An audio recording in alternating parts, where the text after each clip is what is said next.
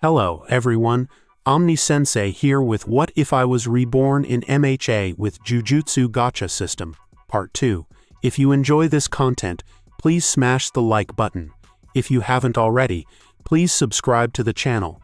Don't forget to check out the original story linked in the description. I hope you enjoy listening to it. The city of Musutafu was a special city. It was your run-of-the-mill city located in the Shizuoka prefecture. It's around a 2-hour train ride from the orphanage I live at.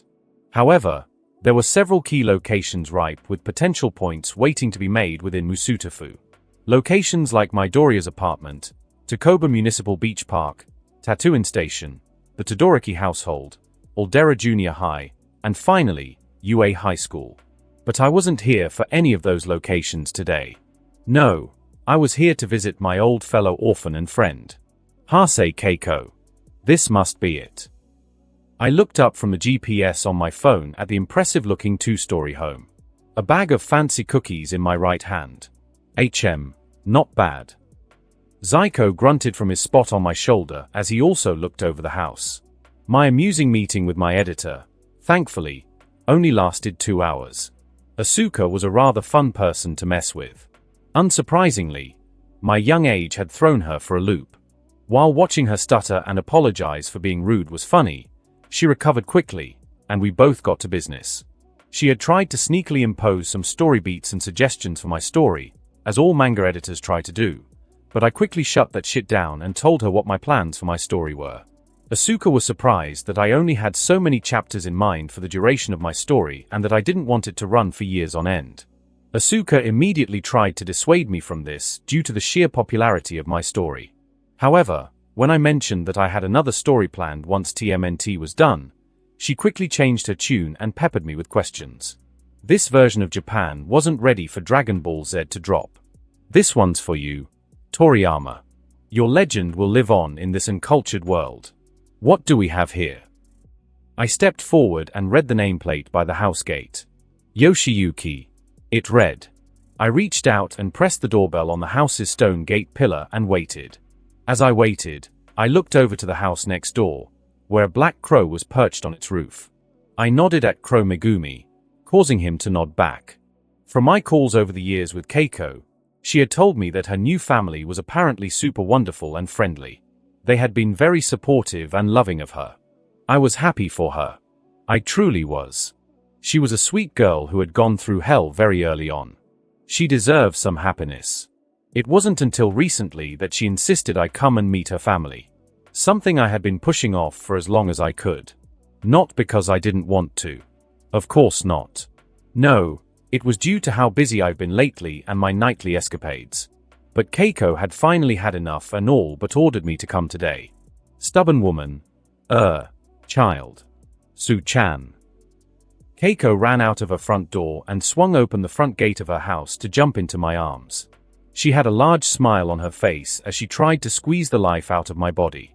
You're here. You're finally here. You've gotten taller. +5 SP. Calm down, Keiko, I said with a small smile, causing her to laugh.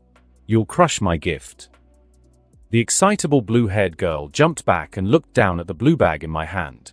She then grabbed my other hand and dragged me towards her home. I can't wait for you to meet my mother and father. I'm sure you'll love them. They're so nice, and they even let me decorate my own room however I like. Oh, I want to show you my room. Easy there, girl, I said as I patted the top of her head in an attempt to calm down her high levels of energy, just as I did during our time at the orphanage. Let me meet your new folks first. Sorry. I'm just so happy to see you again. Keiko softly said as we stopped by the front door. Her yellow eyes gazed at me with fondness. I missed you. +5 SP. I kept still and stared at her in stumped silence. A soft, warm feeling grew around my chest. What I felt wasn't romantic. No, this feeling was something else. It was hard to describe. It was nice. I miss Keiko-chan. Is this the young man you've been talking about non-stop? My eyebrow twitched in annoyance, and I turned to look at a middle-aged couple standing by the door. The man had well-combed brown hair with a light build. He was dressed in casual clothing well suited to being at home. The woman beside him had black hair pulled into a low ponytail. She wore a pink blouse and a long yellow skirt hung down her legs. The couple looked away from their daughter and flinched when their eyes met my own. It seemed that they were able to quickly pick up the negative energy I was producing.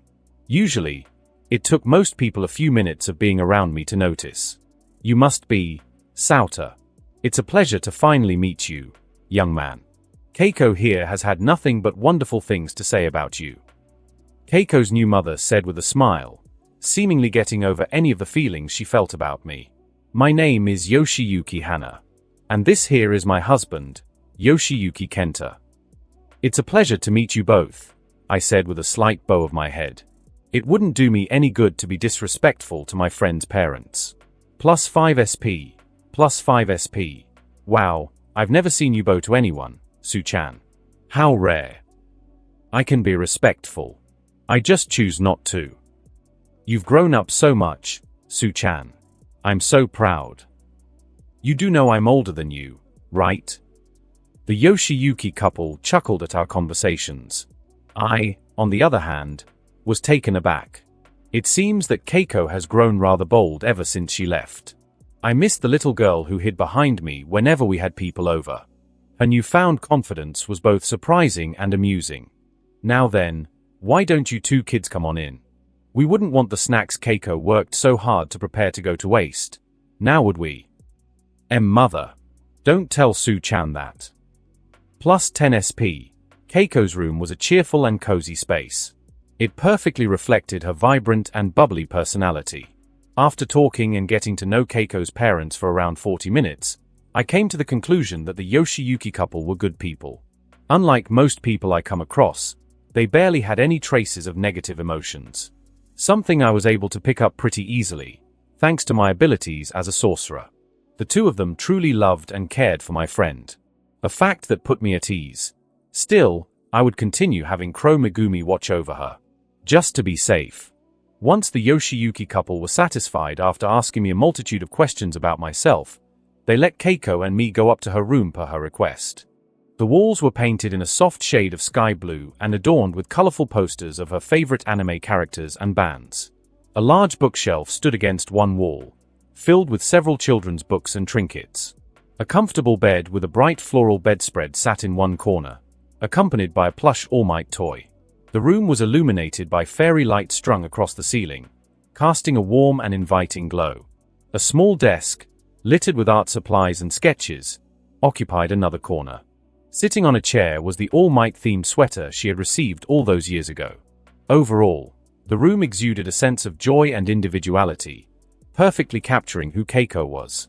You sure went wild with decorating your room, I said as I walked over to her desk, where several sketches sat today. They were rough drawings of female hero costumes. Each one of them had detailed notes of what each article of the costume did or what it was made of. Seeing them caused my amused smile to melt away. With my back turned to her, Keiko nodded happily and threw herself on her bed. +5 SP. Yeah. Isn't it wonderful? I have it all to myself, and I don't have to share it. Keiko froze in her excited chattering and turned to me with a sad, regrettable expression. I'm sorry, Su-chan. I didn't. +5 SP. It's fine. I interrupted her as I sat down on her bed to lie beside her. I don't need any parents anyway. I'm incredibly self-sufficient, didn't you know? I know. But still. I feel like I'm bragging when I show off my room and my parents. Oh. Why did you hit me with my own pillow? Because you're being stupid, I said as I turned to her with a grin. I'm happy you're happy. So don't worry about little old me. I'm doing just fine. +10 SP. Keiko remained silent and brushed her fingers on the bandage on my neck. Then what's this? Are you still getting into fights?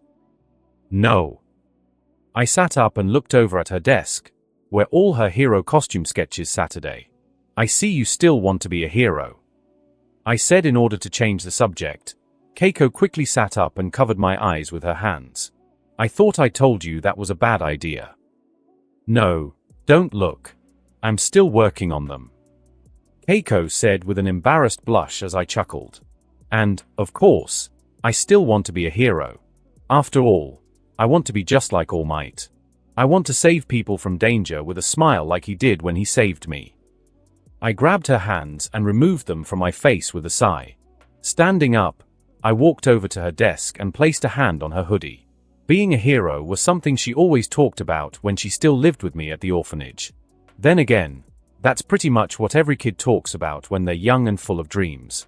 However, unlike most kids with weak and lame abilities, Keiko's quirk actually had some potential. Her quirk was called Loving Shield.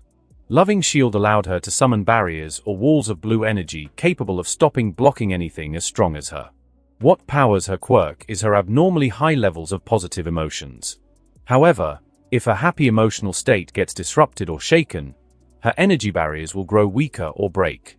At the moment, her quirk is rather weak due to her young age and inexperience, but with enough time, I knew that her ability had the potential to grow to be rather powerful. Do you think I can't do it? Keiko asked shyly, her hands on her knees as she looked down at her pink carpet. Her usually bright and happy yellow eyes were now dimmer.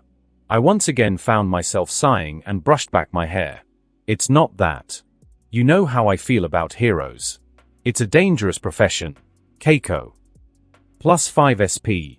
I know that. But I know I can do it. Keiko said with a grin, her previous shyness gone as if it was never there. She then clapped her hands like a certain blonde alchemist and held her palms to me. I watched as a barrier of blue energy half her size burst to life in front of her. See? I've been working really hard on my quirk. Try and get through it like before. It's true. This is a lot bigger and solid than before. I reached out and placed a hand on the barrier. Touching it didn't hurt or burn me. The only thing I felt from touching it was a nice, cool feeling. Slowly, I began to push the barrier with my natural strength. The barrier didn't budge. I then tried again with my CE and saw the barrier begin to shake. Seeing that, I stopped pushing. Not bad. The last time I did this, my hand was able to push through it as if it were made of jello. +5 SP. Heh. Keiko smiled and released her barrier in favor of placing her hands on her hips. See, I've gotten a lot stronger. I'll definitely be a great hero someday. Images of destruction and mutant humanoid creatures popped into my mind. A light blue-haired man with the power to crumble anything he touched crept up behind Keiko and slowly began to reach out to her face, ready to decay her to dust. In a few years from now, Keiko will probably be in the same year as Midoriya when he joins UA. If she does make it in, will she be placed in 1A? No, I doubt it. At most, she'll probably make it to a general education course like Shinso. As long as she stays away from Class 1A, then she won't be at the heart of everything. She'll be fine. I wanted to tell her to quit. To give up her dream of being a hero. It would only get her killed. She wasn't part of the main cast, and that meant she didn't have any plot armor like the rest of Class 1A. Keiko could very well die as one of the background characters. But if I told her to give up now, would that be fair to her? Was I really going to risk our relationship based on my paranoid what-ifs? Yeah, you're right. I forced my face to smile at her as I wrapped the All Might themed sweater around her shoulders. You'll definitely become a great hero someday. I'm sure of it. +20 SP. Keiko looked at me with wide, happy eyes before wrapping her arms around my shoulders as she laughed and jumped. I was glad that her face was pressed into my shoulder. It meant she didn't have to see the frown on my face. As the sun dipped below the horizon, casting a warm orange glow across the city of Musutafu, I found myself walking through its bustling streets to get my mind off my earlier talk with Keiko. The fading light painted the buildings around me in soft hues of pink and gold, creating a mesmerizing backdrop for the silhouettes of different-shaped people going about their evening activities. As I walked, my mind was busy thinking back to the events of today as Zyko gurgled on my shoulder. You'll definitely become a great hero someday. I'm sure of it. The words I said to Keiko continued to replay in my head. I couldn't help but wonder if I made the right call to tell her that. But the large, bright smile she gave me dissuaded those negative thoughts of mine. Damn softy. After a while, I grew tired of the busy streets and changed course to stroll through a nearby residential area. I gazed up to see a canvas of pastel colors. with wisps of clouds catching the last rays of sunlight that made up the sky. Boom! I turned my head to the sound of a hushed bang that sounded like an explosion. Curious, I began heading in the direction of the sound. As I grew closer, I was able to hear the fading sounds of laughter. Finally, I came upon a small neighborhood park and saw a green, bushy-haired figure looking down at a smoking notebook standing at the center of the park. My eyes grew wide as I watched 11-year-old Midoriya Izuku pick up his charred notebook with a sad expression on his dirty, teary-eyed face. Holy crap. It's Sheep Boy. I mean Izuku. Izuku sighed and walked over to one of the swinging chairs on the swing set. With a sigh, the boy took a seat and slowly swung back and forth. He was so lost in his little world that he had yet to notice me at the park entrance. Seeing my opportunity to interact with the main character of this world, I walked over to the swing set and took a seat beside him. You know, I suddenly said, catching Izuku off guard. You shouldn't be playing with fire here. Plus 10 SP. Oh. No. I wasn't playing with matches or anything like that. Izuku squeezed his ruined notebook nervously as he looked between me and it. This was because... Easy there, kid. I'm not going to tell on why. I chuckled and began swinging back and forth. Zyko gurgled in glee as the wind stroked its face. The name's Sauter. Shimizu Sauter. Kid? But you don't look that much older than me. Izuku muttered and then perked up, suddenly remembering his manners. Ah. I'm Midoriya Izuku. It's nice to meet you, Shimizu-san. Just Sauter is fine, Midoriya. I swung lazily and smiled at the soon-to-be nervous wreck. So, why did you ruin your notebook?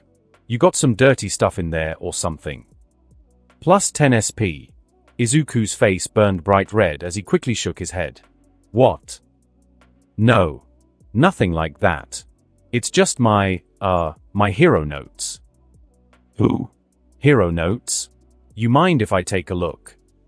Plus 20 SP. Izuku pressed his lips together and seemed unsure of what to do. In the end, he nodded meekly and tentatively handed me his ruined notebook.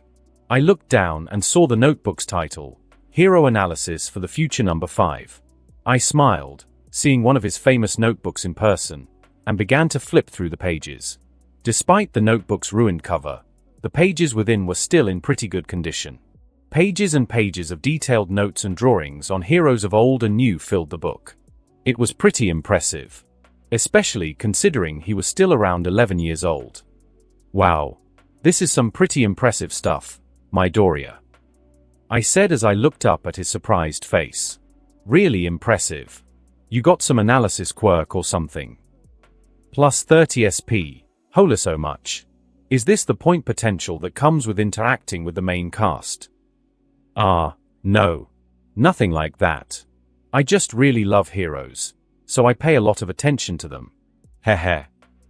Izuku looked away from me with his hand on his neck, his body tense. It's sorta like my hobby. He thinks I'm going to make fun of him. I looked away from him and flipped through a few more pages to eventually find a large section dedicated to All Might. Dang, he hasn't even started middle school yet, and he's already like this. That so? Then what's your quirk? I said with an expectant look and watched as he froze. His green eyes shifted back and forth to look anywhere else but at me. Plus 30 SP. I'm quirkless. Izuku softly said in a small voice with his eyes tightly shut.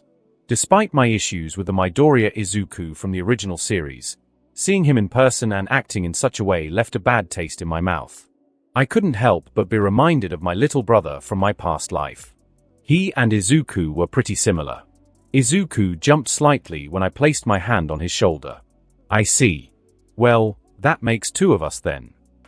Izuku's eyes grew large at my revelation. Because I'm quirkless as well. Plus 100 SP, really? Izuku shouted as he jumped to his feet. I mean, it's just that I haven't met anyone else who is quirkless. I didn't mean to be rude, Shimizu-san. I mean, Sauter-san. I chuckled at his reaction and waved his worries away. It's fine, Izuku. I get it. At least now I know why you are acting like a scared kitten. People can be pretty mean to us just for not having powers. I then held out his notebook and stood up as well. Is that why your notebook got burnt? Someone pick on you. Plus 20 SP. No, Kaisen was just, he lost control of his quirk. That's all. If you say so. I said with a tone that told him I didn't buy what he said, causing him to look away. We may be quirkless, Izuku, but that doesn't mean we're worthless.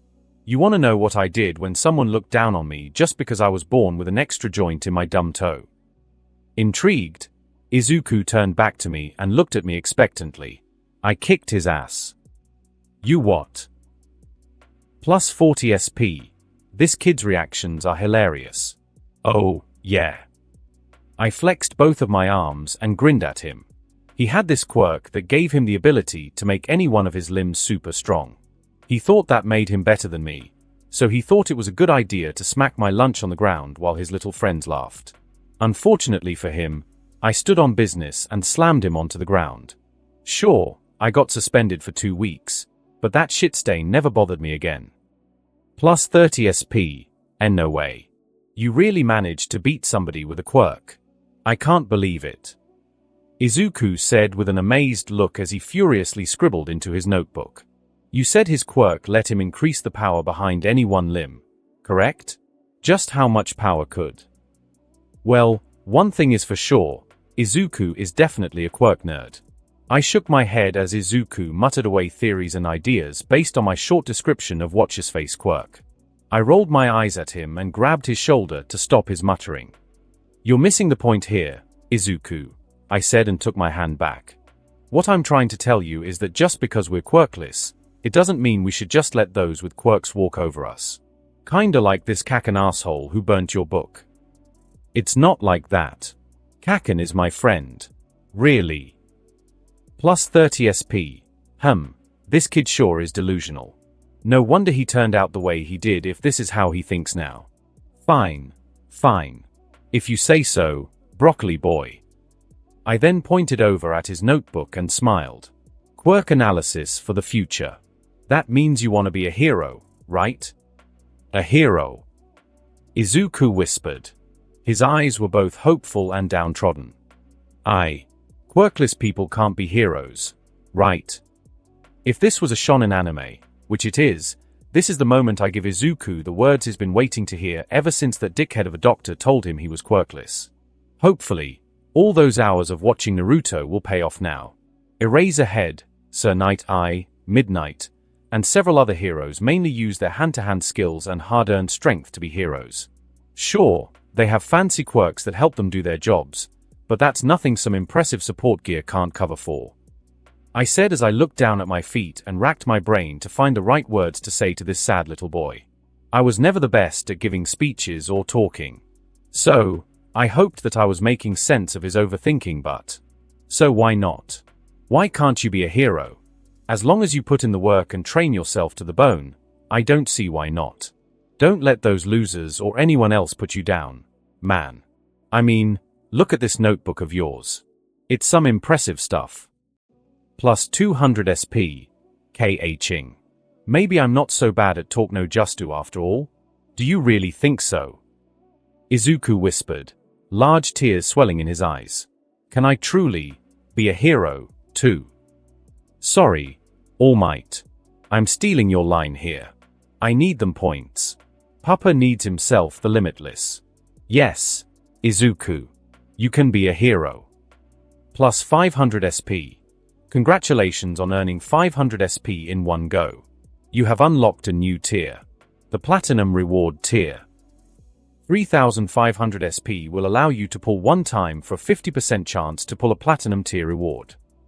I ignored Izuku's little sobs in favor of looking at the new system screens in surprise. Slowly, a large, hungry grin grew on my face as I turned to Izuku. Looks like I just found my new golden goose, my new friend. You have pulled Ryaman Sukuna's poison immunity. Rank, Gold. HM, an excellent pull. Indeed. A very useful passive. Gentlemen, I believe it's time. I looked around at my 4 clones as we all sat on a random round table I found on someone's rooftop balcony. Zyko sat on my shoulder as usual. A pair of Gojo's shades rested over its derpy eyes. We were all dressed in my Jujutsu uniform as we looked at one another with varying expressions. "You mean the platinum pull?" Clone A said to Clone B as he intertwined his fingers and leaned forward on the table. A high risk, high reward pull. It's a risky option. Ah. What are you? Pussy? I say we go all in. Clone C slapped his hand on the table as he leaned back on his chair. So what if we lose all our points on the off chance we don't pull a reward? What is life without some risk? You sound ridiculous.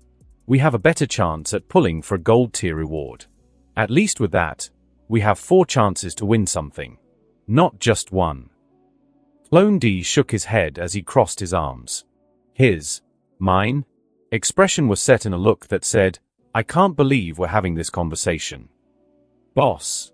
I say we go for it. Clone B abruptly stood up and turned to me with a large smile. I say we do it. This could be our chance to get one of the 4 techniques on our wish list. Just think about it. We have a 50% chance of pulling the Limitless, the 10 Shadows, Shrine, or Star Age. Let's become OP. I hummed as I looked out at the night sky. The city lights in the background shone brightly, perhaps even encouragingly. You all had strong arguments and sound points. With all your opinions in mind, I've come to a decision, gentlemen. I say we go for the platinum pull. 2 out of the 4 clones cheered while the other 2 sucked their teeth in annoyance. I reached forward and grabbed the floating gacha machine's dial. Use 3500 SP. I slowly twisted the dial as my clone stood behind me, their faces nervous but excited. We watched as the machine rumbled and glowed a bright silver as the plastic prize balls danced enticingly behind the machine's glass case. None of us breathed as we watched the lid finally snap open to reveal. You have pulled Fushiguro Megumi's cursed technique, the 10 Shadows. Rank, Platinum.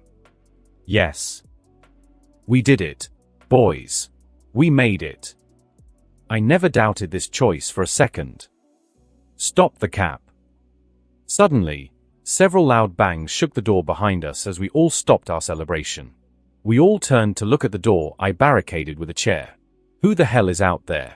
I'm calling the police. A loud, angry man shouted as he continued to bang repeatedly on his door. Shit, no time to experiment, I said as all my clones melted away into CE. I spun on my heel and jumped off the roof balcony as the old geezer continued to yell. Leaping from rooftop to rooftop, my face broke into a grin as I raised my hands to make a hand seal of a dog. Divine dogs. 2 loud howls filled the chilly night air as my mad laughter followed behind them, causing dozens of once happily sleeping people to wake up in annoyance at the loud noise. General Pio, a man with long black hair, looked around his surroundings with dry but calculating eyes. He was dressed in a black jumpsuit with a utility belt around his waist. On his feet were black boots, and a white rope-like cloth sat coiled around his neck. The man's name was Aizawa Shota, otherwise known as Eraserhead. Any idea on what happened here? Eraserhead. Aizawa turned to look at another fellow hero who had a black mask over his eyes and an attire similar to the armor Spartans would wear, including a green hooded cape and a black shirt that appeared to be stitched down the middle with a red pattern. This was the pro-hero, Crust. A few, Aizawa muttered as he looked around the large, dark warehouse. The abandoned warehouse Aizawa, Crust, and several police officers stood within loomed large, its weathered bricks crumbling and stained by years of neglect. Rusting metal beams jut out at odd angles, while shattered windows create a haunting mosaic of jagged glass. The air is thick with dust and blood, and the faint smell of mold lingers, hinting at the dampness that has seeped in over time. Inside, the vast open space is filled with remnants of its former life. Rows of empty shelves and scattered debris litter the cold concrete floor. Sunlight streams through the broken windows, casting eerie shadows that dance across the walls. Graffiti tags splash colors against the drab interiors. However, what stood out the most in the warehouse were the several blooded and bruised criminals strewn around everywhere, with even more outside being treated by first responders. Slowly. Okay. I got him. Aizawa turned to see 3 police officers slowly bringing down one of the unconscious men onto the ground. The man they had retrieved had been hanging upside down with a rope attached to his legs from one of the rafters above. Crust nodded in approval at the officers' teamwork and walked over to one of the large tables at the center of the warehouse. Stacked neatly on one another were several bags of narcotics and stolen support gear meant for heroes. Standing around the table were 2 officers taking inventory and pictures of the gathered contraband. Grabbing a bag full of colorful pills, Crust carefully inspected its contents before looking over to Aizawa. "Ecstasy," Crust said before placing the bag back. "Seeing that all this stuff is still hanging around, I'm guessing this is the work of vigilantes."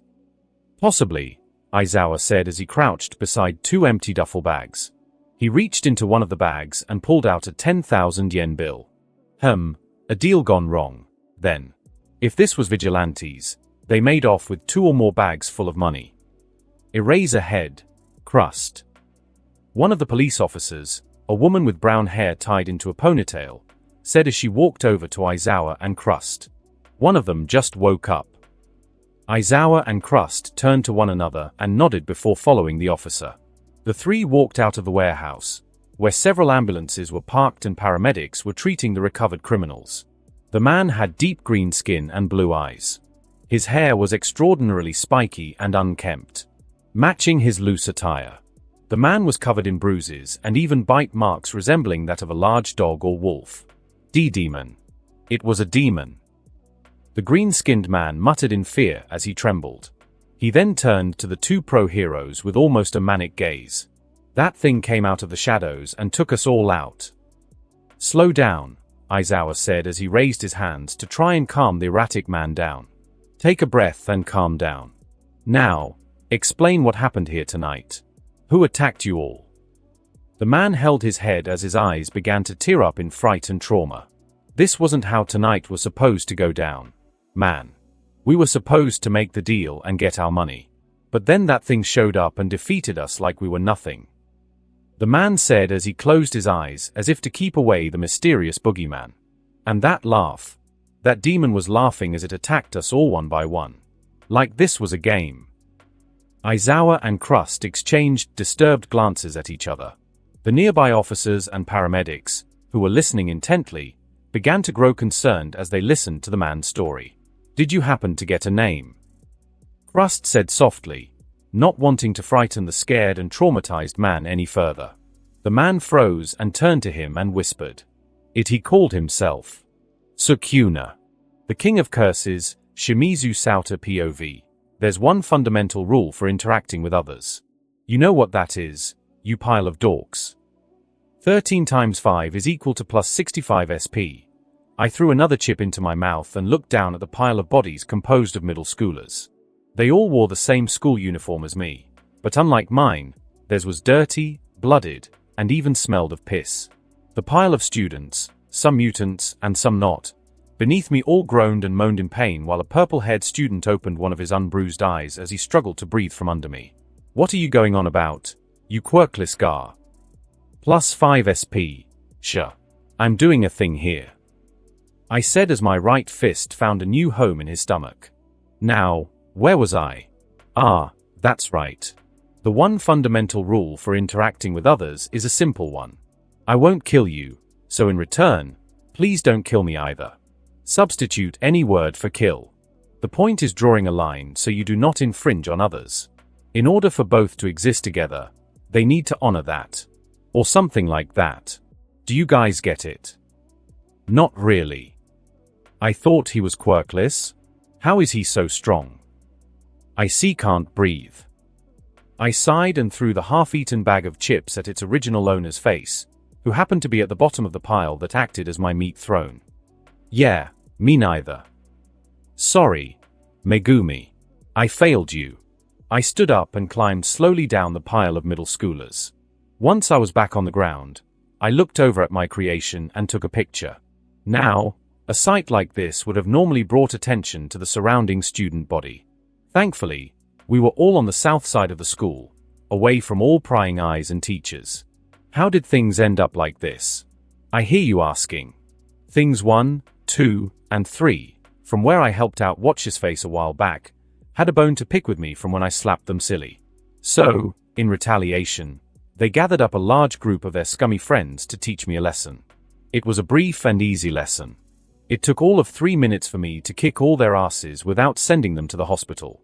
Hopefully, they're quick learners, so I don't have to do this again.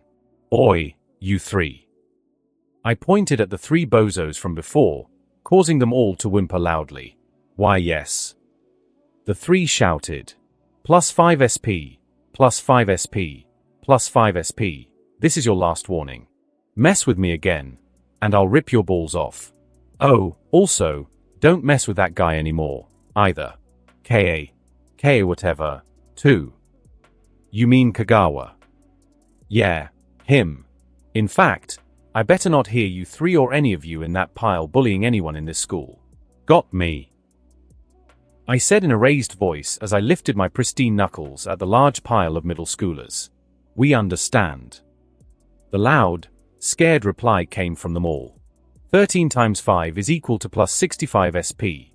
I nodded and walked away from the meat pile to begin heading to work, unaware of the several hidden onlookers watching from their hiding areas. As I walked, I wondered how long I would continue working for Minato. Money wasn't much of a problem anymore due to my book sales and recently acquired bags of cash, so there was little point in working for the low wage Minato was paying me. But if I did quit, then Mai and I would have less time to hang out or for me to earn some SP. What to do? I walked straight through the crowds of city folk, their bodies parting the way like the Red Sea. Confusion and nervousness were across their faces as they turned to me as I passed them. Damn it. I'll keep working there. I owe Minato for the chance after all. I nodded as I reached the street where Hatsume's mechanical repairs and such was located. Yeah, that's the reason. It's not because I enjoy being around the crazy tornado that is Hatsume Mai and not being alone. Yeah, the cope is real. I walked through the store's front door and heard the familiar bell chime. What do we get going on today, Hatsume-san? Minato grinned at me as he looked up from the compound motor he was working on. Ah, Sauta. You're here. Hatake-san brought in a deep fryer from his restaurant, which has been giving him trouble. Can you take a dash, Sauta? I braced myself as a blur of pink crashed into me. I looked over my shoulder to see my smiling face covered in dirt and grime. It's ready. Baby number 18 is ready. You have to come look. +5 SP, hello to you too, Mai. I said as Mai let me go in favor of grabbing my hand to pull me off towards the back of the shop. Minato sighed and stood in her way, a dirty rag in his hands. Not now, Mai. Sauta has some work to do first. Huh? Nah. My baby is so much more interesting than that. Sauta is here to work, Mai. Not to help you invent future lawsuits. I resent that. I laughed at the father and daughter duo as they bickered about how I would spend my time today. Mai and I were so caught up in the moment that we didn't realize our fingers were intertwined. I lazily moved left and right from the ridiculously slow, uncoordinated punches my green cash cow threw. I had my hands behind my back as I spun to the side and stuck out my foot, causing Izuku to trip forward. Ah. Izuku grunted as he rolled on the floor. This may be harder than I thought, I muttered as Izuku stood up. His clothes were covered in dust and dirt, while a few stray leaves from the trees around us poked out from his bushy hair.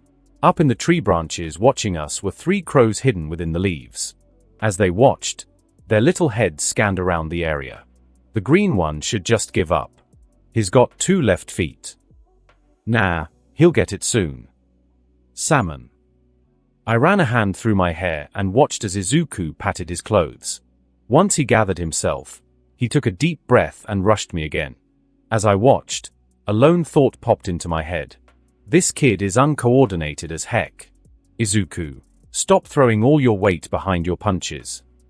I looked around the public park we were in and smacked another sloppy punch of his. I then tapped his forehead with my 2 pointer fingers, pushing him back onto the ground. Gah! I am trying. I'm just not good at this. All Might makes it look so easy. He beats the villains up in 1 punch. Izuku said as he remained seated on the floor. He then smiled and punched the air. He would just yell smash. And bam! The day is saved. Yeah, but his All Might. He can punch a hole in the atmosphere.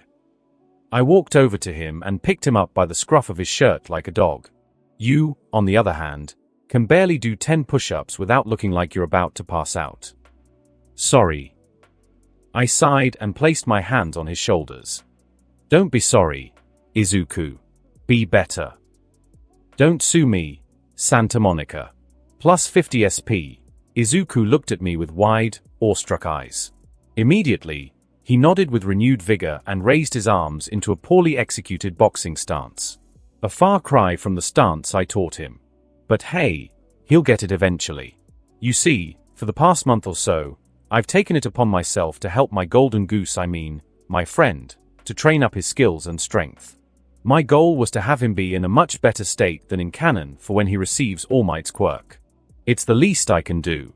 He was the reason I got the 10 shadows. That, and I need to earn back my points after losing 7,000 SP on those 2 failed platinum pulls. Who knew my luck would run dry after that first pull? Damn, Gacha. You unforgiving bitch. Okay, let's take things slow. I stepped back and placed my hands behind my back. This time, focus on your footwork and balance. Just keep up with me, and don't worry about landing a hit.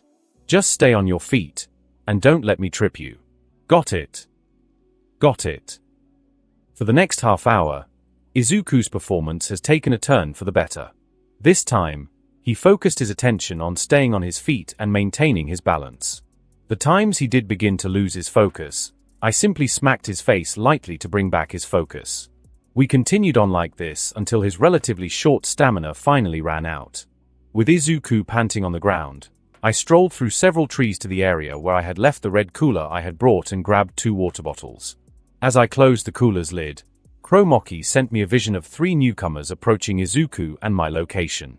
Walking towards us were Bakugo and 2 of his followers. HM? It seems it's time for me to finally meet that headache.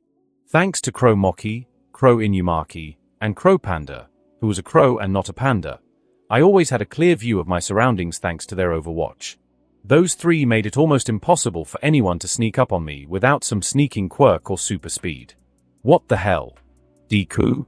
The hell are you doing out here? Kaisen. Wow, it really is Deku. That's what I get for choosing the local public park near Izuku's apartment. I rolled my eyes and walked back to where I had left Izuku and found the spiky-haired, somehow fan-favorite, angry Pomeranian himself, Bakugo Katsuki. Oh, and his 2 cronies, too. My opinion of Bakugo Katsuki from the original series was that I didn't like him. The guy was an asshole to Izuku just because of his dreams and his quirklessness. The guy even told the green bean to kill himself. Not to mention the way he treats others due to his perceived greatness. And don't give that but he had so much pressure on him to succeed bullshit. That doesn't give you a pass to treat those around you like trash. But to be fair, I would give this Bakugo a chance to prove my preconceived opinions of his main timeline character wrong. Bakugo was glaring at Izuku with annoyance as his hands twitched. Behind him was a long-haired boy with grey hair and droopy eyes, while the other boy had medium-length, unkempt black hair. You following me around? Is that it, Deku? And no, that's not it, Kaisen. I was here for training. Deku said in a meek voice as he tried to maintain eye contact with Bakugo. The 2 cronies behind the blonde chuckled as they watched Izuku shrink into himself.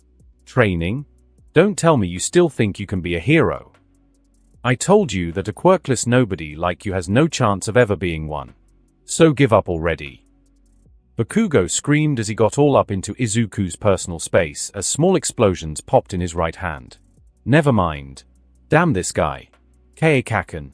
Okay tilde I walked out from behind the tree I was standing behind, surprising the 3 newcomers. That's enough. You barking Pomeranian. The hell did you say? Bakugo yelled as he ignored Izuku and stomped over to me. He was trying to look intimidating, but seeing an 11-year-old throw a tantrum was anything but intimidating. Who the hell do you think you are, you extra? Yes. This is grating. Kaisen. Wait. Here's my shut it. Deku. I'm talking here. Izuku flinched as Bakugo turned to him with an annoyed, angry scowl. I rolled my eyes at Bakugo's constant screaming and rubbed the side of my head. Man, you're so damn loud. Why is that? You hard of hearing or something? I said as I walked over to Izuku and held out the water bottle in my hand. Izuku looked down at the cool beverage and accepted it numbly. Bakugo was stunned that I seemingly ignored and insulted him at once. Get lost. Will YA? My friend and I are working on some stuff. Now Shu tilde.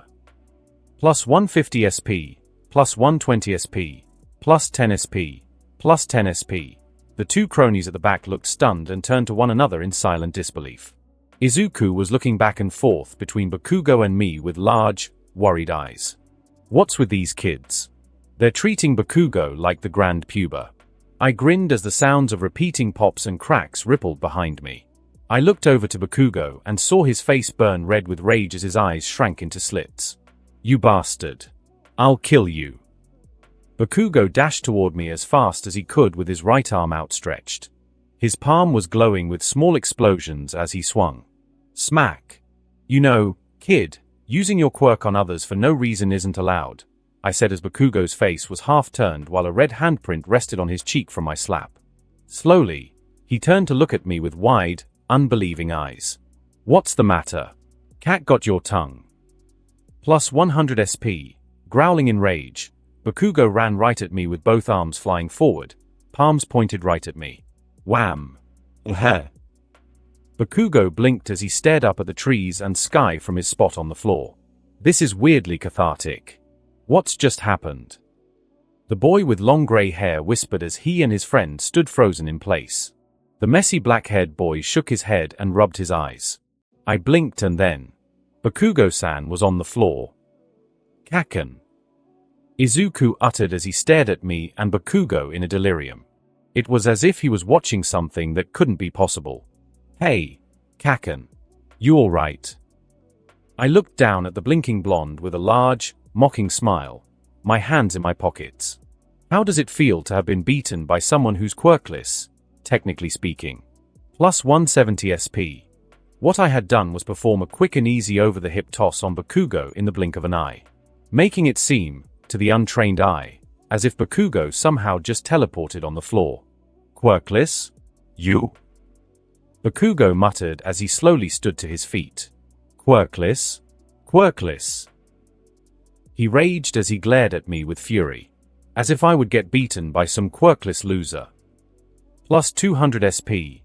Let's see, here we have someone with an okay quirk that can make explosions, I said while pointing at Bakugo with a lazy smile. I then pointed at myself. And here, we have a quirkless nobody with no potential. There's no way I could have beaten you. Isn't that what you're thinking? I walked a few feet away and held my hands up with a lazy expression. Come on, boy. My two hands are all I need to wrangle you. Die. Bakugo dashed toward me with rage-enhanced speed as his hands glowed from the accumulated sweat in his palms. Just as he was about to fire an explosion at point-blank range at my chest and face, my hands flew up and grabbed his wrists. Pushing them outwards, his built-up sweat exploded beside me uselessly. Even after he released his explosions, I held his arms firmly in place in my vice grip as he tried to pull away. Seeing the kid jerk around like a trapped animal, I felt a pang of sympathy for the young kid. See? I said with a calm expression. I leaned in close to his stunned face and whispered so only he would hear me. Learn from this, Bakugo. If you keep looking down on everyone else, you'll never be able to see your own weaknesses. I leaned my head back and smashed my forehead into his own. Bakugo grunted in pain and fell onto his, but as his hands flew up to hold the growing welt on his head. Ugh. Plus 200 SP. Don't worry. I was careful to hold back. With my piece said, I cracked my neck and walked over to Izuku. Let's call it a day, Izuku. How about we go for some ice cream? My treat. Hey. I wrapped my arm around the stunned Izuku and led him out of the park after I grabbed my cooler. All the while, a frozen but enraged Bakugo stared at our backs with unreasonable hate in his eyes. His two friends? Followers? Whatever the theory was, They were too nervous and scared to say a thing and merely kept as silent as they could. General Po. The old loading dock stood as a testament to years of bustling activity, its weathered wooden beams telling stories of countless shipments and deliveries. A faded sign hung above, its once bright letters now peeling and barely legible, hinting at the dock's long-past glory days. Rusting metal fittings and heavy chains lay scattered around, remnants of the machinery that had once clattered with life. The air was thick with the scent of salt and aged wood, mingled with the faint aroma of oil and the ghosts of cargo that had been stacked high. Moonlight filtered through the gaps in the corrugated roof, casting streaks of light across the dark, cracked concrete floor. Pockmarked walls bore evidence of time's relentless march, with streaks of moss creeping in where rainwater had seeped through. A few scattered crates, long forgotten, sat in the corners, their once bright colors dulled by the passage of time. Ho ho! Not bad. A large, pot-bellied man grinned as he looked inside one of the parked vans beside one of the loading bays. Sitting within the van were 10 young children with their limbs tied together with rope. Their mouths were covered with tape while their eyes were covered with blindfolds. A very nice group tonight. Great work, as usual, Okuma-san. Okuma, a woman dressed in a two-piece business suit with long black hair and green eyes, smirked as she walked over to the other van. I aim to please, Satoshi-san. There are so many desperate parents in a rush to begin their kids' hero careers that they'll more than be happy to hand them over to a hero recruiter. Okuma nodded to the 2 men standing beside the back doors of the other van. One of the men nodded and opened the back door to reveal another group of bound, scared children. Seeing this, Satoshi laughed and stepped inside the van to inspect the children. The bound children were all shaking in fear as they sniffed and cried underneath their bindings. Satoshi stepped in front of a young brown-haired boy with dove-like wings on his back. The man then brushed the boy's wings slowly with a malicious grin. Yes, very nice. I think I'll give this one a run before we turn them in, Satoshi said lecherously, causing Okuma to look away in discomfort. Remember that these kids bring in more profit if they're pure, Okuma said nonchalantly. Yeah. It's fine. It's been a while since my last one, so I'll eat the pay cut, Satoshi said as he licked his lips. With a chuckle, he stepped out of the van and closed the doors behind him. All right. I'll take it from here. Satoshi pulled out his phone and tapped its screen. A soft ding pinged from Okuma's phone as she watched a large amount of money be deposited into her secured bank account. I'll let you know when the next batch is ready, Okuma said as she turned away to begin walking over to her parked Honda across the street. All right, boys. Let's get moving. I want to get to Hokkaido before morning, Satoshi said as he turned to look at his 2 men, only to find them missing. In an instant, all the surrounding street lights that illuminated the area exploded. What the hell? Where the hell dash crack? Satoshi jumped back in fright as Okuma's body fell directly in front of him from above, causing her to yell in pain as her right leg was snapped to the side. The woman screamed as she lifted herself up to look over to Satoshi. Help em dash piercing blood. Satoshi's mouth opened in a silent scream as Okuma's head burst into a gory mess as an impossibly fast line of blood pierced through her skull. Satoshi took several steps back but then froze when the 2 thumps echoed behind him. The pot-bellied man, against his better judgment, turned to look behind him.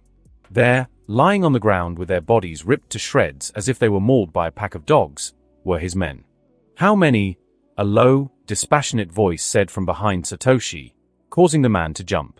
Satoshi watched in fear as a dark, hooded figure slowly emerged from the shadows. How many kids have you taken? I don't. Satoshi struggled to say before the hooded figure swiped his arm up. 2 incredibly swift lines of blood flew through the air and stabbed through Satoshi's knees, causing the man to yell in pain and fall to the ground. The hooded figure then pulled his arm back, and the 2 lines of blood retracted into his jacket sleeve. Whatever. It doesn't matter, the hooded figure said as he walked over to the bleeding Satoshi. The figure reached down and took Satoshi's phone. The pot-bellied man pushed himself up as the hooded figure nodded over at. Nothing? Satoshi blinked in confusion and looked back at his attacker. Do it slowly. But drag him far away. I don't want the kids to hear, the hooded figure said and turned away. Satoshi was left confused, but he suddenly felt his arm explode in pain. He looked over to his arm as several bleeding puncture wounds covered his skin. A sharp, jerking motion then pulled him to the ground as his body was quickly dragged along the ground by an invisible force. Gah! What is this? Let me go. Satoshi turned his head back to the hooded man's back as he crouched next to the bodies of his men and Okuma. Without warning, their mangled bodies exploded into bright flames. The fire didn't last long because their bodies were reduced to ash in a few seconds from the intense heat. That was all Satoshi saw before he was dragged around the corner towards the pitch-black entrance of one of the loading dock's abandoned electrical rooms. The door then slammed itself closed, stifling Satoshi's bloody screams of agony. Shimizu Sauta POV. All done. I looked down at my divine dogs as they ran over to me from around the corner. They barked and nodded at my question as I looked down at the ugly man's phone. Good. Now then, what should we do with these kids? I walked over to both of the parked vans and pulled open their rear doors. Sitting inside both of the vehicles were around 19 or so kids. Each of them was tied, blindfolded, and gagged. I stepped back to look around the old loading bay and shrugged. I reached into Zyko's mouth and pulled out one of my many burner phones to dial the police. Hello? So, there are 2 vans full of kidnapped kids in the old loading dock by Tarohashi City. My name? Sorry, can't give you that. Just send several of the boys in blue here, okay? I hung up the phone and crushed it into pieces. The sounds of whimpering and silent crying grabbed my attention as the kidnapped kids leaned on one another for comfort. There were children ranging from 6 to 10 years old, all of which didn't seem to have any mutation-based quirks, with the exception being the small boy with wings on his back. I looked around the area and saw that there weren't any traces of the violence that had just happened. Which was good. I didn't want to traumatize these kids. All right, kiddies. Let's get you out of there. Over the next 5 minutes, I helped each of the kids out of their bonds and took off their gags and blindfolds.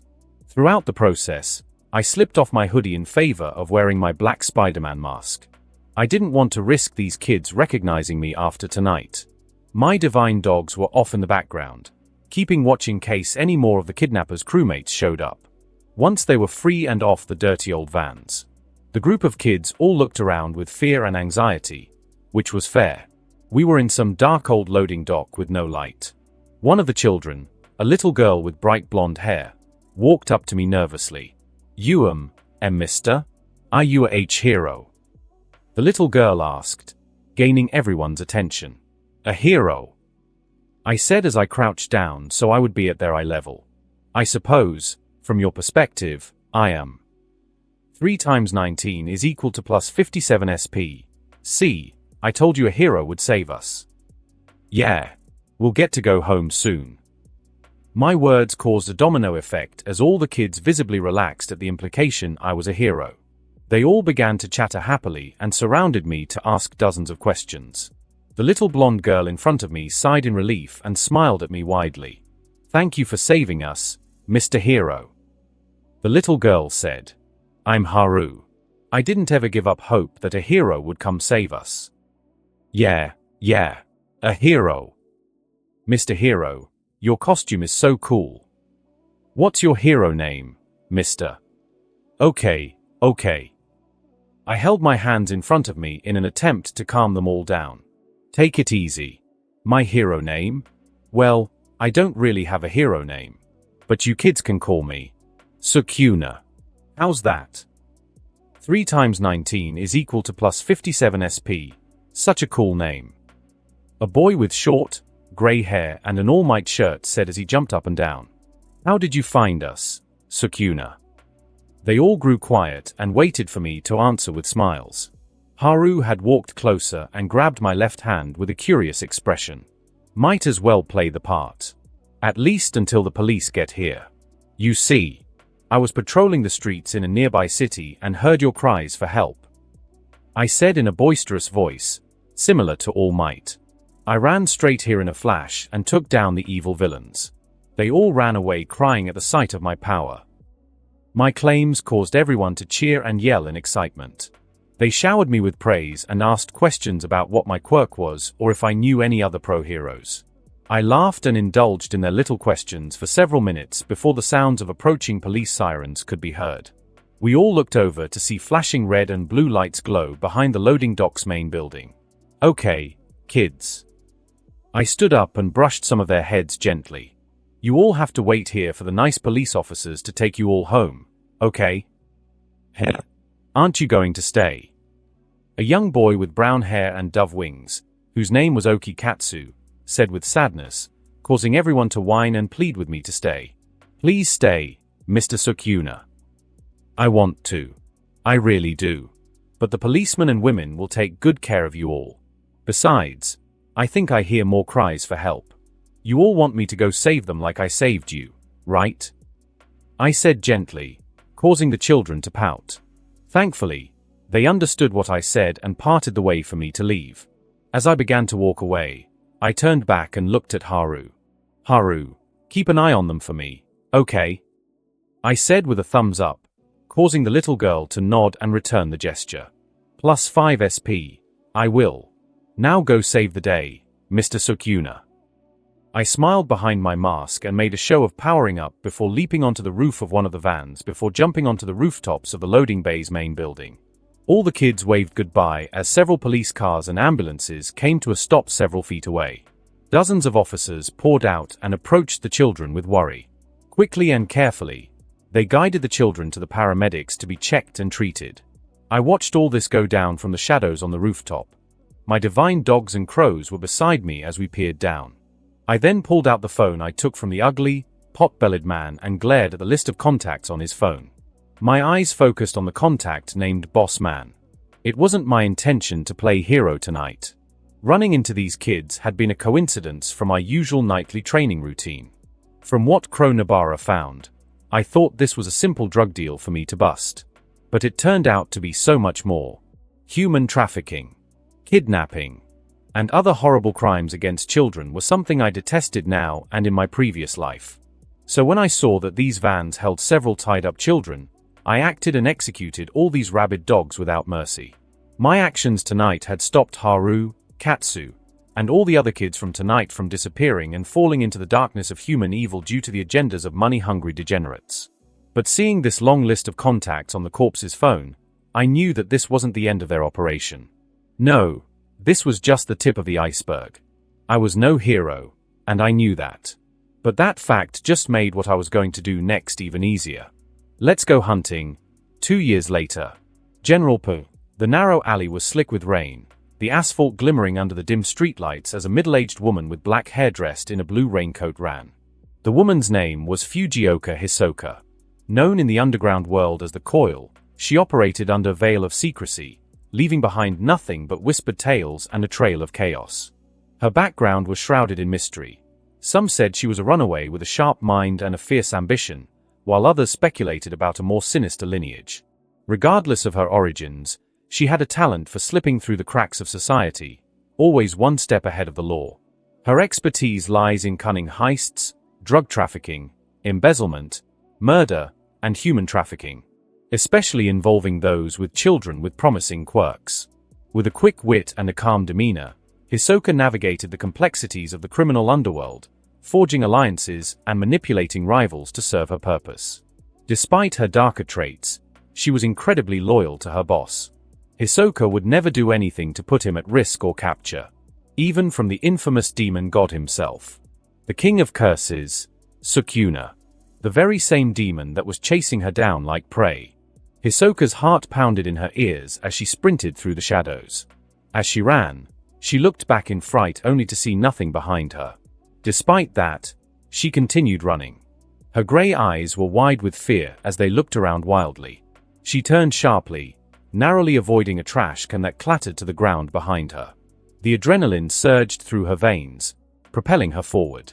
Every breath felt sharp in her lungs. With a grimace, Hisoka crouched low and jumped onto the wall to her right and springboarded herself back and forth down the alley.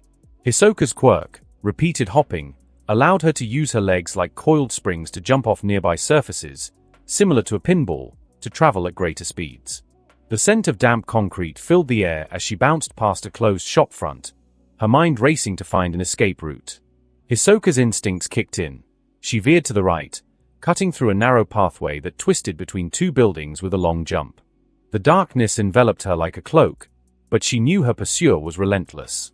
She knew once the demon god found you, he would stop at nothing to get you. Hisoka didn't want to end up like all her now-dead crewmates. All dead at the hands of that man. Suddenly, she heard what sounded like a crow's caw above her, causing her to look up and momentarily lose focus of her quirk, sending her crashing along the wet ground in a painful roll. Hee. Go on. Get up and run. Run. Hisoka quickly crawled to her feet at the sound of the voice. Panic, fear, dread, and many more emotions surged within her. She needed a plan. She needed to escape. I don't want to die. Hisoka screamed in her head. Up ahead, a chain-link fence loomed. She leaped toward it, fingers gripping the cold metal. Just as she scrambled over the top, something solid coiled around her left leg and pulled her back. Ah, let me go. Hisoka's chin slammed on the hard ground, causing her head to swim as the pain of her body being dragged along the rough ground pulsed. Looking down at her leg, Hisoka saw a thick red liquid-like rope tied around her leg. She couldn't help but wonder if that was blood. Her eyes followed the rope to its point of origin, only to find a shadowed figure down the alleyway. The visage of the mysterious figure caused a wave of panic through her. It was him. It was Sukuna, the very man who threw a large portion of Japan's underworld into uncontrolled chaos. The killer of criminals and villains alike with no mercy. No. Let me go. Reaching down, Hisoka tried to remove the red rope from her leg in a frenzy. Her once well-manicured nails dug into the rope and her skin, but the most she did was scratch and rip her flesh, leaving the rope undamaged. Hot tears streamed out of her eyes as she finally came to a stop.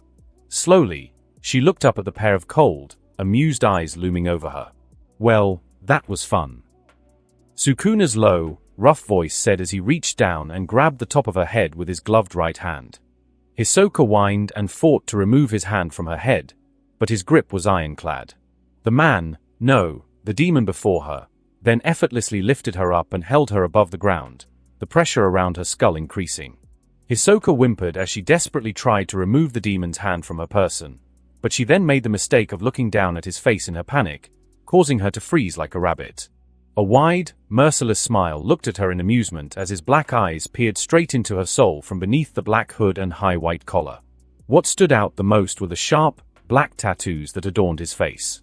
Now then, enough games. Where's your boss at? Oh, and I suggest you answer me quickly. It'll hurt a lot less if you do. Shimizu Sautapu. I let out a deep, long yawn as I used my hand to cover my mouth. I then smacked my lips and blearily looked around the empty storefront of Hatsume's mechanical repairs and such. I was wearing my work uniform over a pair of casual clothes, the uniform being a simple black apron. Are you getting enough sleep, Sauta?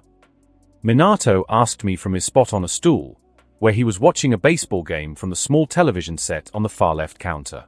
You know, a young man like yourself needs his full 8 hours to develop properly. Oh, yeah?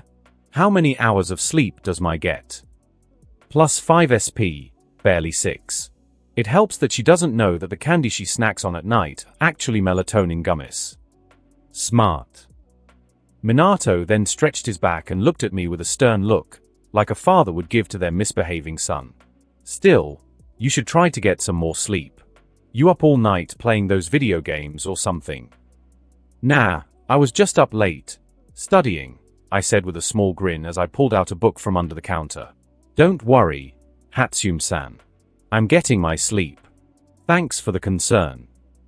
Plus 5 SP, Minato smiled and nodded at my answer. He then turned back to watch his game as I read my book. The book was on the Meta-Liberation War. It was actually a very interesting read. There were a lot of points I agreed with within it and some that I didn't. Rumble. Minato and I looked at one another as the store rumbled around us. We turned back as a muffled explosion could be heard behind us.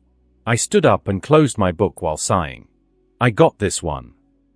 Don't forget the fire extinguisher, Minato said as he turned back to watch his game. Walking towards the back of the store, I grabbed the fire extinguisher from its case and slipped on my outdoor shoes. As I did, I looked up at the large mirror set beside the coat rack to see my reflection. I was now 170 centimeters tall, placing me slightly above average for young Japanese boys like myself. My looks had changed quite a bit as well. This was the result of puberty, alongside my training, nightly excursions, and the constant flow of curse energy within me. Who knew CE had a passive effect of boosting my body? That almost makes up for the fact that everyone I encounter looks at me like a crook or a creep. Almost. My body was well muscled and defined. A few scars littered my body, with the most prominent scar being the one on my neck from my fight with Stain. Damn that guy. My face and hair looked very similar to Megumi's, and my sharp eyes took after Toji himself. Gare, Zyko muttered from over my shoulder, pulling me out of my observation of myself. Right. Soon enough, I reached a large newly built shed workshop located several meters away from the store's main building.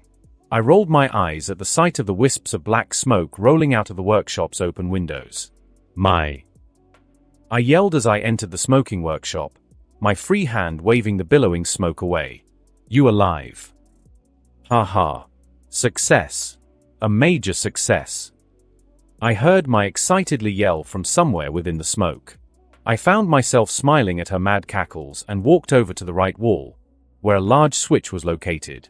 Flipping it, several loud fans came to life and quickly sucked out all the smoke upwards toward the large ventilation system Minato and I built. With the smoke now gone, I took a look around the large workshop with a proud smile. The workshop was a unique blend of controlled chaos, innovation, and, above all, a passion for engineering. As you step inside, you're greeted by the sight of messily organized tools hanging on a magnetic wall. The workshop features expansive workbenches made from sturdy hardwood, each meticulously designed and dedicated to specific tasks: machining, welding, or assembly. Overhead, bright LED lights illuminate every corner, ensuring that even the tiniest detail is visible. Walls are adorned with pegboards displaying an array of tools, from wrenches to calipers, all easily accessible. At the heart of the workshop is a large CNC machine, its sleek design signifying advanced technology. Nearby, a lathe and milling machine stood at the ready, showcasing a mix of traditional craftsmanship and modern innovation. Perfect for crazy steampunk enthusiasts. There is a designated area for prototyping, filled with creative sketches pinned to a board, alongside 3D printers actively producing the latest designs. Adjacent to this is an ample open space designated for testing finished inventions. This area had signs of heavy use, with visible burns and dents from Mai's various tests and mishaps. The air is tinged with a lingering smell of smoke and various materials. Metal shavings mix with a scent of fresh paint coming from the painting booth, where pieces are completed with a focus on both aesthetics and durability. The workshop also boasts a small, comfortable lounge area, complete with a coffee brewer and a large basket full of chocolates, where Mai would sometimes take a brief moment to recharge her creativity. Off to the back corner was the ever-growing pile of inventions Mai had created over the course of 2 years. Overall, the mechanical workshop Minato and I built as a gift for Mai's 13th birthday was a pretty impressive sight, equipped for productivity and the creative exploration of engineering. Mai, what did your dad and I say about explosions? If you're going to cause one, have the filtration fans on, I said as I placed the fire extinguisher on a nearby table, no longer needing it due to a lack of ongoing fires. There, standing next to the designated area for testing, was Mai in all her dirt, grime, and oil-covered glory. Her long pink hair was pulled into a high ponytail as her newly made steampunk goggles sat over her eyes. She wore thick mechanical overalls over her lower body, while the upper half of the overalls was tied around her waist to expose a black tank top over her upper body. Around her waist was a brown belt full of tools. Mai pulled her goggles off her eyes and over her head as she turned to me with a giant megawatt smile. Sauter. Look. My newest baby is ready. Mai ran over to me and pulled me over to her latest and greatest creation. Isn't it beautiful? Plus 10 SP. I hummed and looked over the impressive-looking mechanical robot. It heavily resembled Diva's mechanical mech from Overwatch, a game from my original world, in its construction. However, unlike Diva's mech, Mai's was much smaller and had a bulkier design. Despite that, it was extremely impressive. It's freaking awesome, I said with a smile as I walked around the mech to inspect all of Mai's work. Mai grinned as she followed behind me with her hands behind her back. Nice work on the coupling here. I see. This undercut you added will definitely help with the mecha's lateral movement. Very nice. We stopped in front of the mech, our eyes locked on the machine's tiny cockpit. I think this may be your best baby yet. Plus 30 SP, really? Mai said with a large smile. Her cheeks were a tinge of pink. Absolutely. But I think it can get better than this, I said as I held my chin in thought, my mind whirling. I think you can improve its design by streamlining the mecha's limbs, improving the speed and reducing its overall weight. Yeah, there's definitely more you can do. Mai nodded along to my suggestions as she wrote down several new notes and sketches on a notepad she pulled from somewhere. MHM. Yes, I see what you mean. Frankly, I felt I could have done better with the size of my baby's arms and legs, but then I wouldn't be able to include the missiles and booster jets, Mai said nonchalantly as I froze. Haha, you're kidding, right? I said with a nervous smile as I looked at the pink-haired menace I called my friend. She turned to me, her smile widening, but offered no answer to my question. You're kidding, right? Right. Keiko, don't stop moving. Izuku, stop overthinking it and follow your instincts. I continued to watch the future #1 hero try and run around a quick-moving blue barrier held up by a tired blue-haired girl. Izuku's calculating eyes followed the barrier created by Keiko's quirk and halted when he found a small opening due to her swaying her arms. I grinned when Izuku leaned down and exploded forward with impressive speed, for him, around Keiko's defense, causing the girl's eyes to widen. Izuku dashed forward with determination and reached out to grab Keiko with his dirty and bruised hands. Take this. Keiko jumped back as she let go of her current barrier in favor of clapping her hands. Izuku tried to correct his course but was suddenly pushed to the side by a fast-moving wave of erratic energy. Good. It looks like you're getting used to using your defensive barrier offensively. I grinned as Keiko fell to a knee due to her tired state, her face covered in sweat. Still, she's using too much energy. We'll work on that. Gah. So close. Izuku slid to a stop from the force of Keiko's attack. His chest was rising and falling quickly as he rested on the ground. Why, you really have an amazing quirk, Hase-san. Thank you, Izuku-kun. Keiko smiled tiredly as she tried to stand but failed due to her shaky legs. But I think you're the amazing one here. You've gotten so much faster that it's getting hard for me to keep up with you now. The green-haired nerd's eyes grew wide as an embarrassed blush spread on his face. His right hand was rubbing the back of his head as a true embarrassed protagonist would. That's not true. It's all thanks to Sauta-san's training. Otherwise, I wouldn't stand a chance. With a sigh, I stood up from the lawn chair I had been sitting on for the past 20 minutes and walked over to Izuku. As I walked, I passed by Keiko and patted her head, eliciting a small smile from the girl. I thought I knocked that self-deprecating habit out of you, Izuku, I said as I lightly slammed the bottom of my fist on his bushy green and black hair. Don't tell me you forgot. I suppose I can give you another lesson then. Plus 10 SP, and no. Sorry. It just sort of slipped out. Izuku looked panicked as he rose to stand, his hands waving around in front of him. He then looked over to Keiko and jogged towards her. Oh, look. Hase-san looks like she needs help getting up. Yeah. Go run and hide behind Keiko's skirt. But I'm not wearing a skirt. I shook my head and looked around at the rather impressive backyard of Keiko's house. The backyard stretched out like a canvas, wide and inviting, with lush green grass blanketing the ground. Towering trees line the perimeter, their leaves rustling softly in the breeze and providing dappled sunlight in scattered patches, while a wooden fence encircles the space. All in all, it made for the perfect training spot for both Keiko and Izuku. Then again, any place where that brat Bakugo didn't pop up was perfect. Looking over toward the green-haired ball of kindness, I thought back to the 2 years I had spent molding and teaching the kid martial arts while strengthening his once skinny body. Due to all that time whipping his butt into shape, Izuku was now a decent fighter who could stand toe-to-toe with any kid in his age bracket in a pure hand-to-hand fight. If someone took a closer look at my ball of clay, they would be able to notice the lithe but strong muscles on his frame, even from under his baggy clothing. I also tried to toughen up his mindset so he wouldn't be such a pushover, but my progress was slow on that front. Additionally, Keiko didn't approve of my bullying, as she called it, severely slowing down my progress on turning Izuku into a confident, ass-kicking protagonist. I smiled as I watched my two friends' students talk excitedly with one another from their spots on the wooden bench they sat on. They were going over their performance in today's sparring session.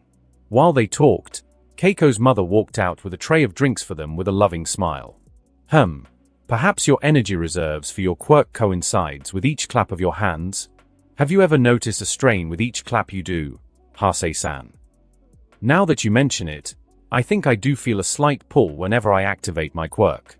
I can't believe I never noticed. You're so smart, Izuku-kun.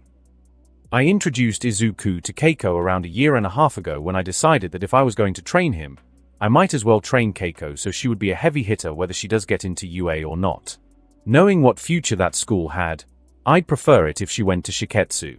At first, Izuku was extremely nervous at the fact he was talking to a girl, but Keiko's bright and happy disposition quickly melted away his awkward nervousness. Sorta. Fine. It took him around a month or so to talk to her without any issues. Keiko herself accepted Izuku as her friend immediately, which didn't shock me whatsoever. She always had an easy time making friends if going off the way everyone at the orphanage loved her was anything to go by. It also helped that the two of them coincidentally went to Aldera Junior High. Anyway, while I had Izuku work on his body strength and techniques, I focused on getting Keiko's quirk to level up beyond what she originally could do. Using my rather extensive knowledge of all 12 of my cursed techniques as a base, Izuku and I were able to quickly brainstorm all of the possibilities Keiko's quirk could have. Some of our ideas were moving barriers, vertical and horizontal positioning, floating discs so she could essentially walk on air, fast-moving concentrated barriers to use offensively, and so much more. Keiko had a highly versatile quirk that could be used for so much more than just simple shields. Despite that, getting her to the point of actually implementing all of our ideas was a slow climb up a very steep mountain. So far, Keiko has only been capable of performing moving barriers, vertical and horizontal positioning, and fast-moving concentrated barriers to use offensively. And even that last one was a work in progress. Still, she was slowly growing, and there was no doubt in my mind that my friend would be more than ready for any hero school she got into in 3 years. Training wasn't all the three of us did. We also did the typical activities most young teenagers do as well. Going out to watch movies, wasting time around the local mall, hanging out at one another's houses, except mine, for reasons, and a lot of other activities. All this time spent together caused the two of them to grow pretty close to one another while I tagged along. Having two genuine friends, or an awesome sensei like me, so early on in his life had the added effect of increasing Izuku's self-esteem, which was a plus in my book. I needed him to be ready for when shit hits the fan in case I'm not around. I would have introduced these two to Mai, but with her personality, she might just ignore them for a few weeks before even bothering to remember their names. Still, I'd give it a go when she finally decides to get out of her workshop. Actually, I'm going to have to force her to go outside, if I'm being honest. Sauta-kun. I was nudged out of my thoughts as Keiko's mother walked up to me with a motherly smile and a glass of fresh lemonade in her hands. Would you like a drink? Thank you, Yoshiyuki-san. This is just what I needed. I accepted the drink with a smile and took several sips, causing the older woman to smile. +5 SP. Huh? Weren't you sitting around the entire time? Su-chan? Why are you thirsty? Keiko asked as she looked at me with squinted eyes. Izuku tried to look away while covering his mouth to hide the amused smile on his face. Teaching is a hard job that requires nourishment, Keiko. That's why. Oh, is that what you call it? I always thought it was because you were lazy. Keiko said with a large, bright smile. I don't like this new snarky attitude, Keiko. New. Rising from the shadows arose a large owl-like creature with orange feathers and a white mask-like skull. Its large wings stretched and flapped in the wind as two sets of talons stepped around on the rooftop we stood on. Its mask-like face and human-like teeth looked around the area before settling on me. I grinned at the large bird Shikigami and jumped onto its back. Without waiting for a command, New flapped its wings and took flight. As the sun began to dip below the horizon, painting the sky in hues of orange and pink, New soared high above the sprawling cityscape. I felt the rush of wind against my face and hair as we glided across the sky. The sensation of freedom filled my lungs. Ah, I'll never get tired of this. Below, the city pulsed with life. Cars streamed along the streets, their headlights twinkling like stars, while the rhythmic hum of urban existence created a symphony of sounds. Skyscrapers reached toward the sky, their glass facades reflecting the fiery colors of sunset. If anyone were to look in my direction, they would see someone soaring through the air in a seated position without assistance. Quite the funny sight. With each movement, New and I glided effortlessly, weaving through the clouds that dotted the twilight sky. I gazed down at the park speckled among the concrete, where small clusters of people enjoyed their evening, and distant bridges that connected different parts of the city like veins in a living organism. As we continued on our journey above, the lights below began to blink on, transforming the ground below into a vibrant tapestry of flickering colors. It was a breathtaking view, a moment of tranquility amidst the bustling chaos below. There truly wasn't anything like soaring through the skies. Sure, I could fly like Yorozu did with her bug-like wings using my construction technique.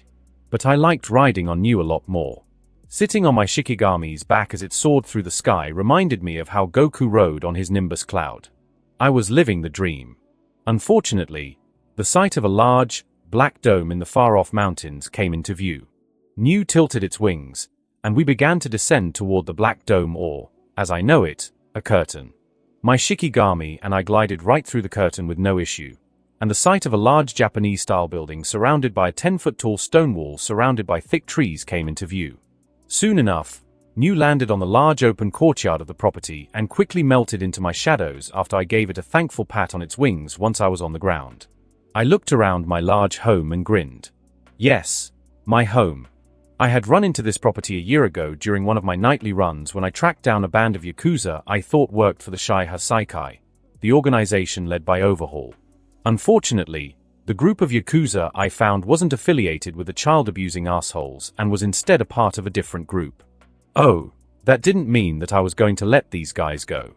No, these guys had partaken in several horrible acts, such as human trafficking, drug smuggling, P3DO, extortion, weapon smuggling, and assassination. How did I know this? Well, after you torture a few of their captured grunts for a day, they'll sing and tell you anything you want. Not a very heroic thing to do. But what can I say? I ain't no hero. I was simply someone who did as they liked. Whether that be taking out a band of murderous villains or beating a power-drunk hero's face in, it didn't matter. I did as I wanted for my own amusement and interest. This was a mindset I had adopted around a year ago or so. Finding and getting rid of some of society's worst members who conducted some really abhorrent activities can change one's mindset really quickly. I'm not sure when it was when I no longer blinked at the act of killing those who deserved it. It must have been when I found that one rabid dog who called himself a man in the middle of cutting a young 14-year-old girl into pieces after he had violated her for several hours. Shit like that really messes with one's head. Now, where was I? Ah, right. My house. After getting the confessions of their group's crimes from my captured Yakuza members, I found no issue with stepping foot into their property and eliminating everyone inside. Cleaning out all the Yakuza was quick with the help of the 10 Shadows technique and alongside my clones. We struck at the dead of night and took everyone out from the shadows with quick efficiency like ninjas. It also helped that these Yakuza weren't all that strong, either. Sure, there were some of them who had some impressive quirks, but they weren't much help when they weren't given the time to be used. Once everyone was gone, all the compound needed was a thorough cleaning and enhanced security in the form of several well-placed seals, creating 3 strong curtains around the property. I didn't expect the silver tier reward, Ijichi Kiyotaka's barrier skills, to be useful, but I was pleasantly surprised. Now, if any people approached the barrier without my permission, they would experience a strong sense of confusion and be compelled to turn around and leave. It was a rather simple but extremely strong warding barrier that would keep all those darn kids and the government off my property. And if somehow they did get past the first curtain, there were 2 others ready to ward them away with even stronger defenses. The property itself heavily resembled the one from the MHA residence from the Fate series. This means that it had several Japanese-style rooms throughout the main household and a storage room in the backyard beside the courtyard. Off on the right side of the courtyard was a well-sized building the Yakuza mostly used for storage that I turned into a dojo. Attached to the rooftops of the main building were several solar panels I created using my construction technique. Something I wouldn't have been able to do if I hadn't gotten Tsukumo Yuki's CE reserves to help power my technique. She wasn't a special grade sorcerer for nothing. This ensured my property was self-sufficient when it came to power. When it came to the water, I effortlessly created a highly efficient water transport filtration system using my mechanical knowledge and my construction technique. So, after hooking up my new filtration system to a nearby flowing river, I now had super clean, free running water for my self-sufficient house. What about the orphanage? I can hear some of you ask. Surely, I didn't just disappear on them again. I was still a barely 15-year-old kid in their eyes, after all. There's no way they would be okay with me moving into my own home without an adult guardian. The answer to that problem was to send a clone in my place to keep up appearances. What an unlucky fellow. Deciding I had stared at my property long enough, I walked through the back door and removed my shoes. While I may not have been Japanese in my past life, I appreciated the way they didn't wear shoes inside. Kept the floors clean. I walked past the room I used as my library and stepped into my kitchen to grab an apple. On the shelves in my library were several books and manga. Some of these were books 1 to 3 of the Hunger Games, episodes 1 and 2 of Star Wars, and the first entry to the Harry Potter series. 12 physical volumes of my TMNT manga sat beside volumes 1, 2, and 3 of Dragon Ball Z. There was even a poster for the recently released TMNT TV anime by Studio Nappa in a frame as well. I've truly made it as a mangaka with that milestone. My editor, Asuka, was over the moon now that one of her mangakas finally got an anime adaptation for their series. In celebration, she took me out to one of Japan's most expensive sushi restaurants in Tokyo. The fool. I sure made her regret that decision when she got the bill. Safe to say, my career as a writer mangaka has been very successful so far.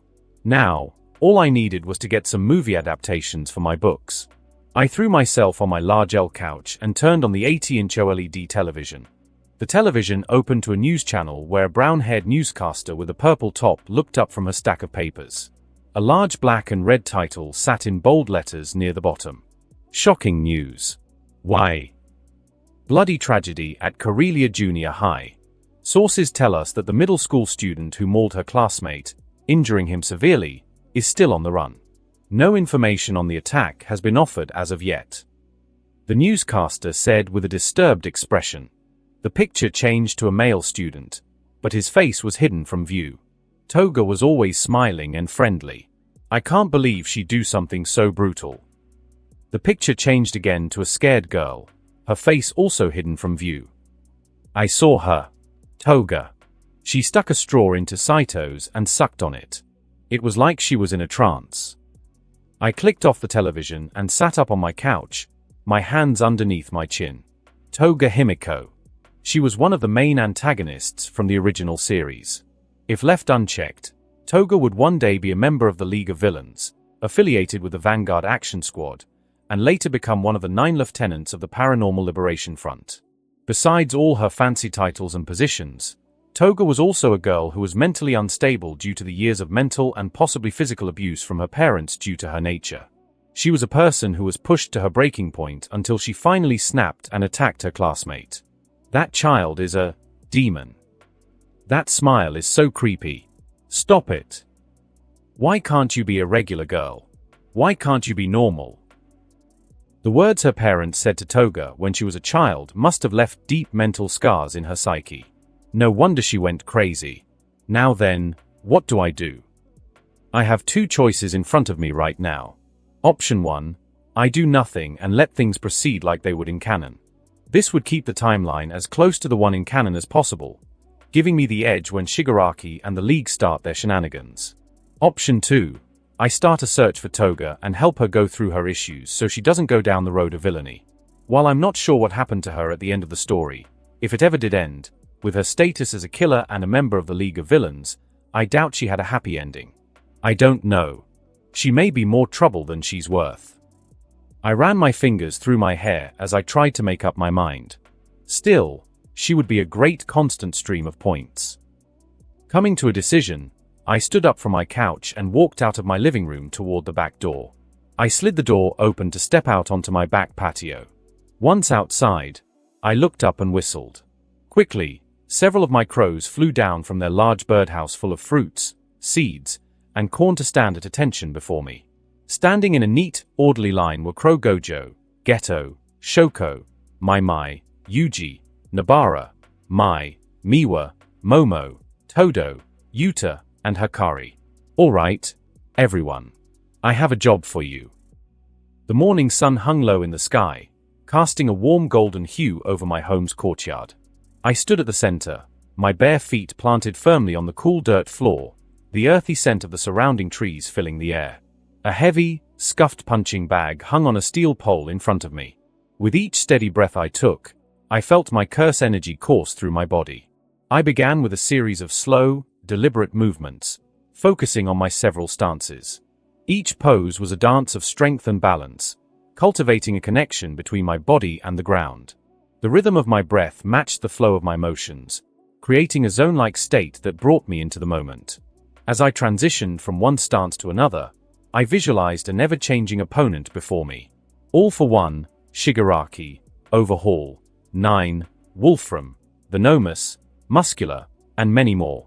With a sudden burst of energy, I launched into a series of punches and kicks, my limbs slicing through the air with precision. The sound of skin meeting the heavy bag echoed around me. Each satisfying thud motivated me to push harder and harder. Sweat began to bead on my forehead, but I welcomed the discomfort, knowing that each drop represented progress.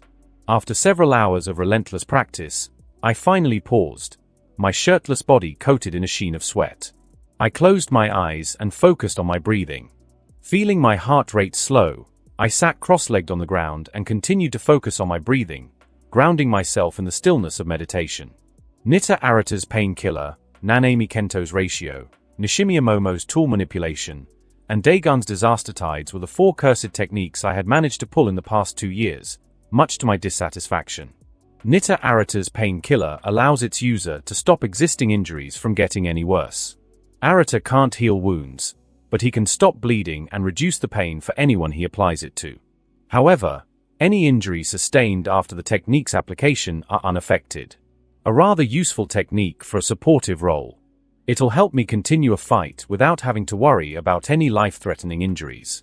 Nanami Kento's ratio allows its user to use this technique to mark their target's body with lines divided into tenths.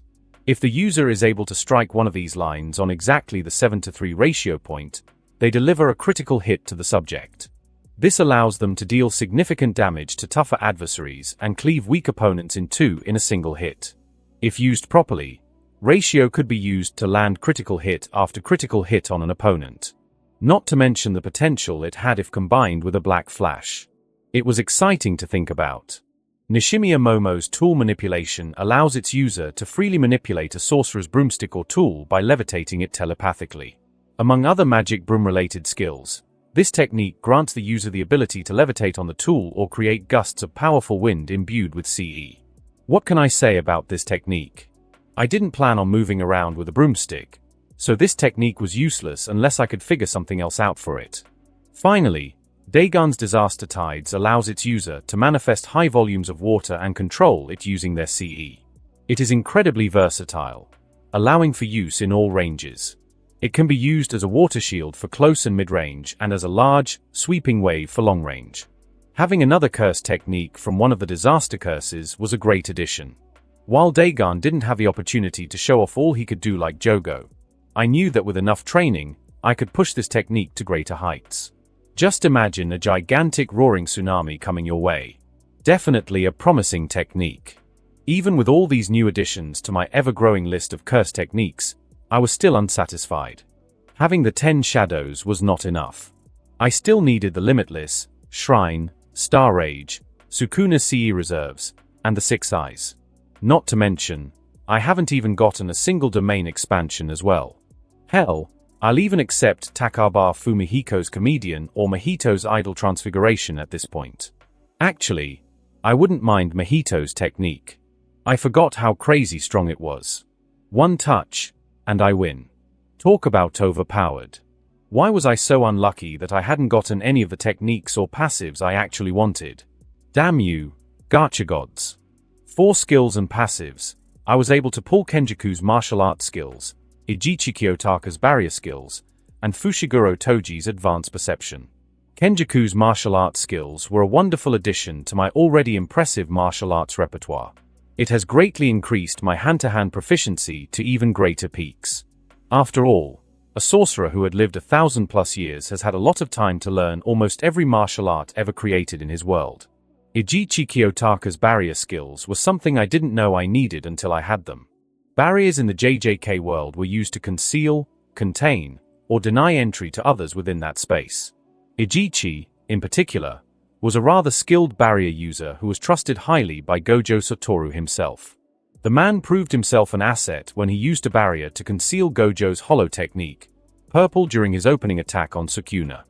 Fushiguro Toji's advanced perception had heightened my 5 senses to their absolute peak. It's what allowed Toji to see cursed spirits even without CE. Like Moki, there were only things he and she could see in the world. Changes in temperature and the shifts in density were things I could now see around me as well. It was a seriously broken passive. I was thankful to have won it with that diamond tier pull. All my other rewards were just more useless junk. I could essentially cosplay almost every character from JJK at this point. Still, I couldn't wait to wear the homeless, child support dodging fit. Gay. I opened my eyes to see that it was now pitch black. I turned to Zaiko and then to the star-filled sky with a nervous expression. Did I just meditate through the day again? I sighed and rubbed my face. Shit. Gah, Zaiko uttered and looked over at the 2 descending crows, who quickly landed in front of me. Boss. Boss. Crow Yuji squeaked as he hopped onto my knee with Crow Nabara behind him. We found that human. Crow Nabara hobbled beside Crow Yuji and pecked him on his wing, causing him to squeak. Gojo found the human, you dolt.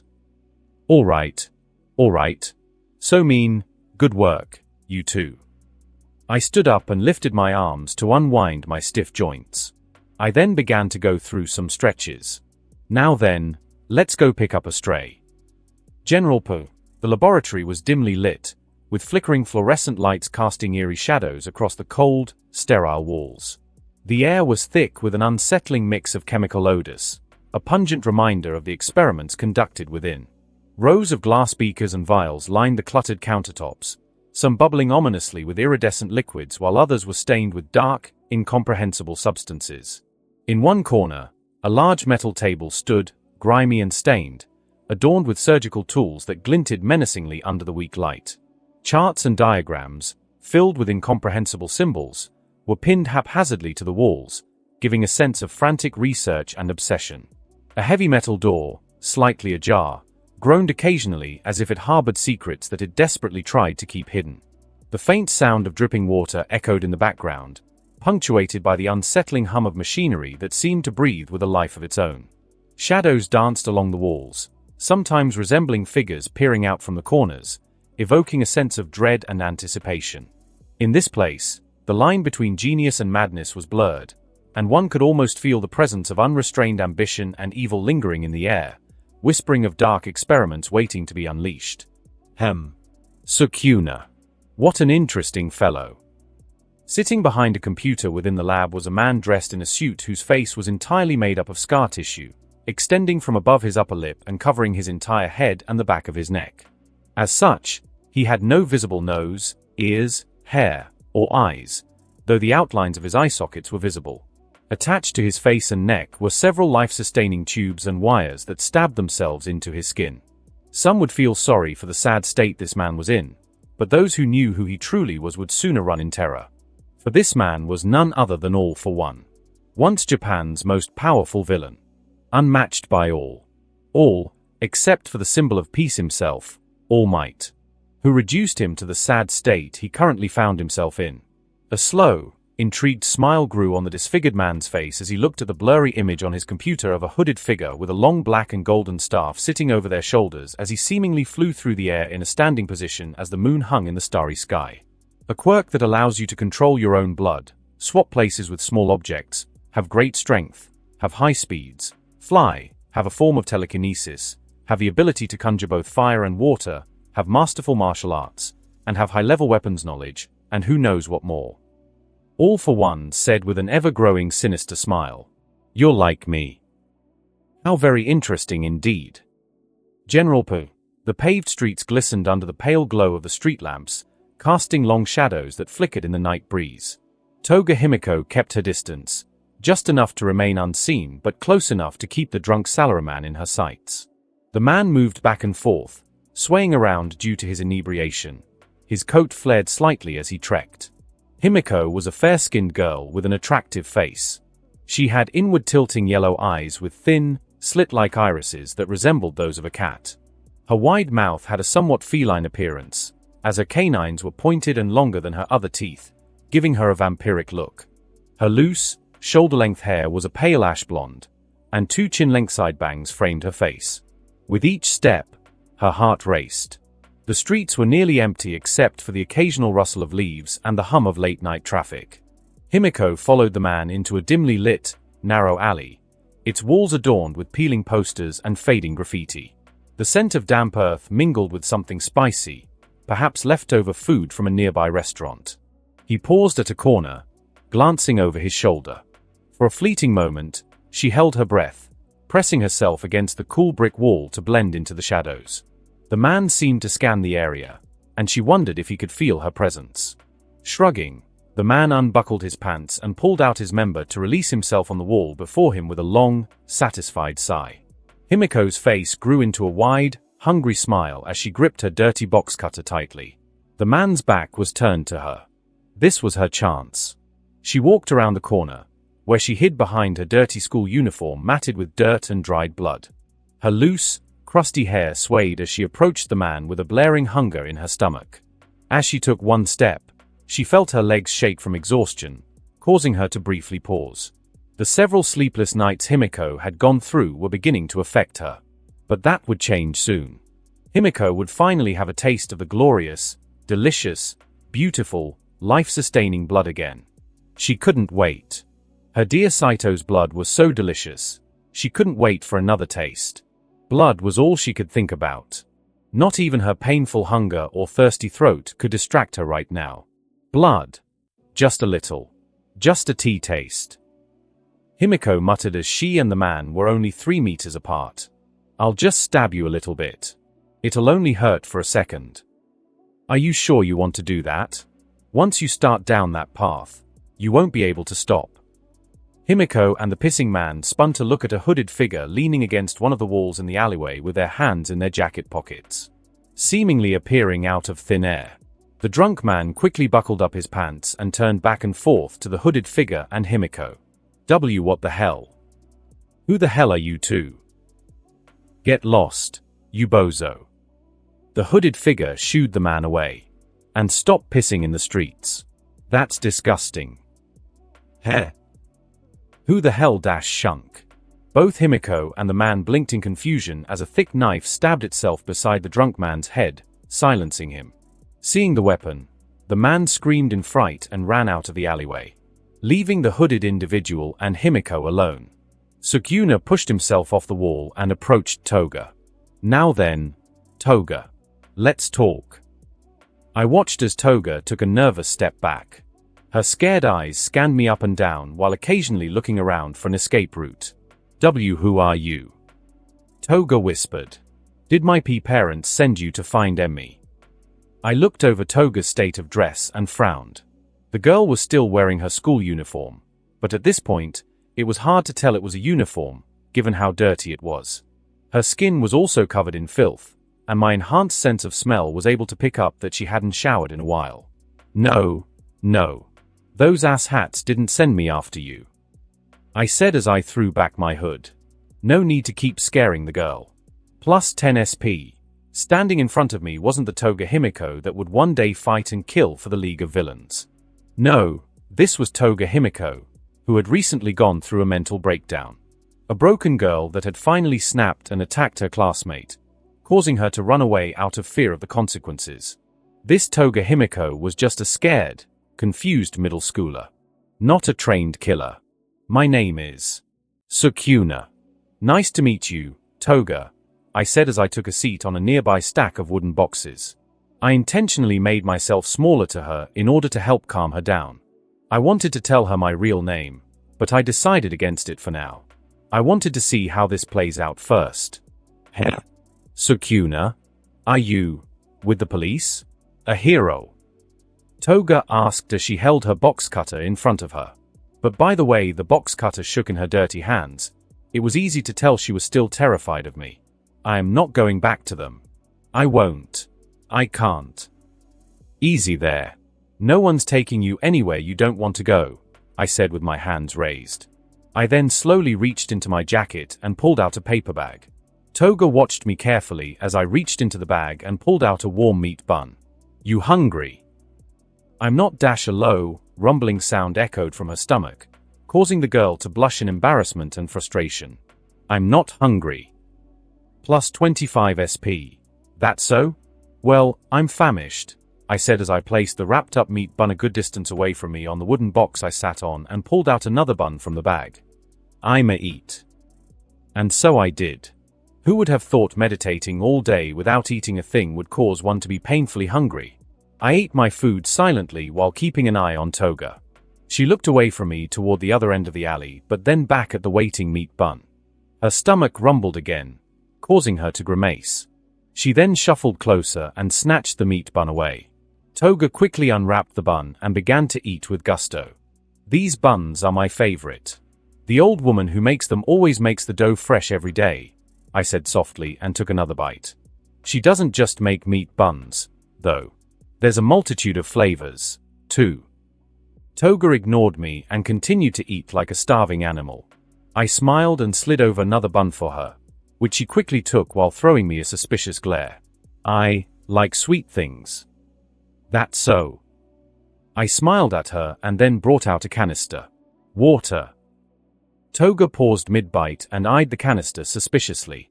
I chuckled, took a sip from it, and then held it back out. See? It's not poisoned or anything. Plus 10 SP. It's not like it would do anything to me if it was. Toga frowned and then snatched the canister out of my hand quickly. She eyed the finish of the canister and then back at my lips with hesitation. Finally, she gave in and took several long, thirsty gulps from the canister. When she was done, she let out a long gasp, her face contorting into a wide, satisfied smile. Her eyes then grew wide, and her arm flew up to cover her lower face. Who? You have a pretty cute smile there. I leaned back on the wall behind me and pointed at my teeth. I like your sharp fangs. Plus 35 SP, why you do? Toga asked in a small, hushed voice. Her body shrank into itself as she looked at me with distrust and some hope. Oh yeah. Anyways, what were you planning on doing here, Toga? I asked as I looked down at the box cutter in her hand. What were you planning to do with that? I was. Any sense of ease Toga had built up disappeared as she returned to her flight or fight mode. Blood. Saito-kun. I didn't. He's alive. You know? That classmate of yours. I said while taking out a picture of a black-haired kid who looked like Izuku in a hospital gown. I held it out for her with an easygoing smile. You didn't kill him. Plus 40 SP. Toga's eyes were wide in surprise, and the box cutter in her hand fell on the ground as she grabbed the picture from my hand. Her legs began to shake from under her until her knees gave out, causing her to fall to the ground. Tears began to fall from her eyes as she looked down at the picture of her classmate. Saito-kun. I didn't kill him. Toga whispered as her shoulders trembled. He's alive. But. She then looked up at me with the saddest smile I've ever seen. But I'm still a monster. A demon. Poor girl. What have your parents done to you? Great. Now I feel like I'm the monster for wanting to use you as my points farm. She then hugged herself as her head hung low. I was told not to smile. I was jealous of everyone. Toga stared down at the picture in her hands with a frown. Saito-kun. I had a crush on him. And then that day happened, and I was so transfixed on the blood on his face. It was beautiful. But I couldn't ask him for his blood because if I did, he would say I wasn't human, just like mother and father. I kneeled down in front of her and hesitantly placed a hand on her trembling shoulder. Even after all this time, I was still dog's hit at talking to or comforting people. Especially with sensitive stuff like this. Man, where was Izuku when you needed a protagonist-powered speech? Toga, you're not a monster. Far from it. I've come into contact with some real monsters in human skin. You're not even close to resembling one. I said softly. Toga shook her head and leaned away from my touch. I frowned and pulled her in for a hug. A hug that she fought to escape from. Plus 40 SP. Let me go. Let me go. Toga tried to push me away, but my greater strength kept her in place. You don't even know me. But I do know you. At least, a version of you. Listen to me. I grabbed her face so she could look me straight in the eyes. Her large, wet eyes were looking at me with sadness and hurt. Forget what your damn parents said to you. They're wrong. You're not a monster or a demon or anything like that. You're just a middle school girl. Plus 65 SP. Toga's hand slowly came up and grabbed my own. But I like drinking blood. That's not normal. I'm not normal. Ha. Normal? The hell does that mean? I smiled and pulled back my hands. After taking off my gloves, I held out my palms in front of her. I then activated my technique, causing a stream of blood to flow out of my palm. The blood then shifted into different shapes. You know, people like us, those with blood type abilities, aren't looked upon nicely by society. We're looked at like freaks, and no one wants to see what we can do just because of some blood. Hell, the people out there avoid me just because they get a bad feeling. The pussies. But you know what I say? Damn them.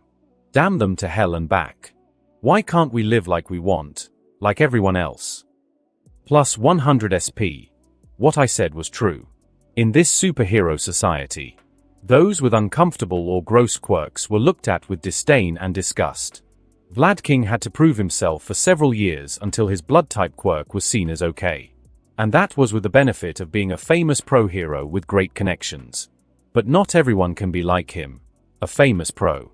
Everyone with what were deemed as uncomfortable quirks had to hide their abilities just for the chance to fit in. It wasn't fair. That goes twice for the heteromorphs. This society wasn't fair. But was any society fair? Throughout my speech, Toga began to smile wider and wider. A look of happiness and relief flooded her face. Seeing that, I continued. So what if you drink blood? If you want, I'll let you drink mine. I grinned at her and slid back my sleeves in order to hold out my bare forearm for her to bite. She looked down at my forearm with a deep desire. Her eyes transfixed on my veins. Are you sure? Yup. Go nuts. And don't worry about me. I'm built different. Plus 150 SP. Toga looked unsure but then shyly opened her mouth to reveal her sharp fangs. She grabbed my arm gently and brought it close to her lips. Before biting down, she looked up at me questioningly. I smiled and nodded at her. Toga blushed and sank her teeth into my forearm. Her fangs hurt for a split second, but Yuji's pain tolerance made it seem as if she wasn't biting me at all. Toga's face grew blissful as a deep, red blush covered her face as she drank away.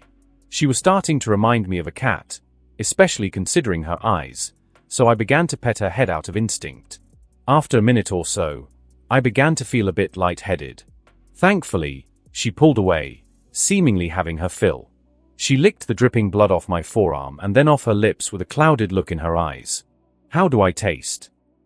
I asked in amusement as Toga leaned into my chest. Her eyes began to close slowly as her breath began to slow. Just before she fell asleep, Toga whispered a single word. Heavenly. General Pio. A soft glow filled the room as dawn light pierced through the windows.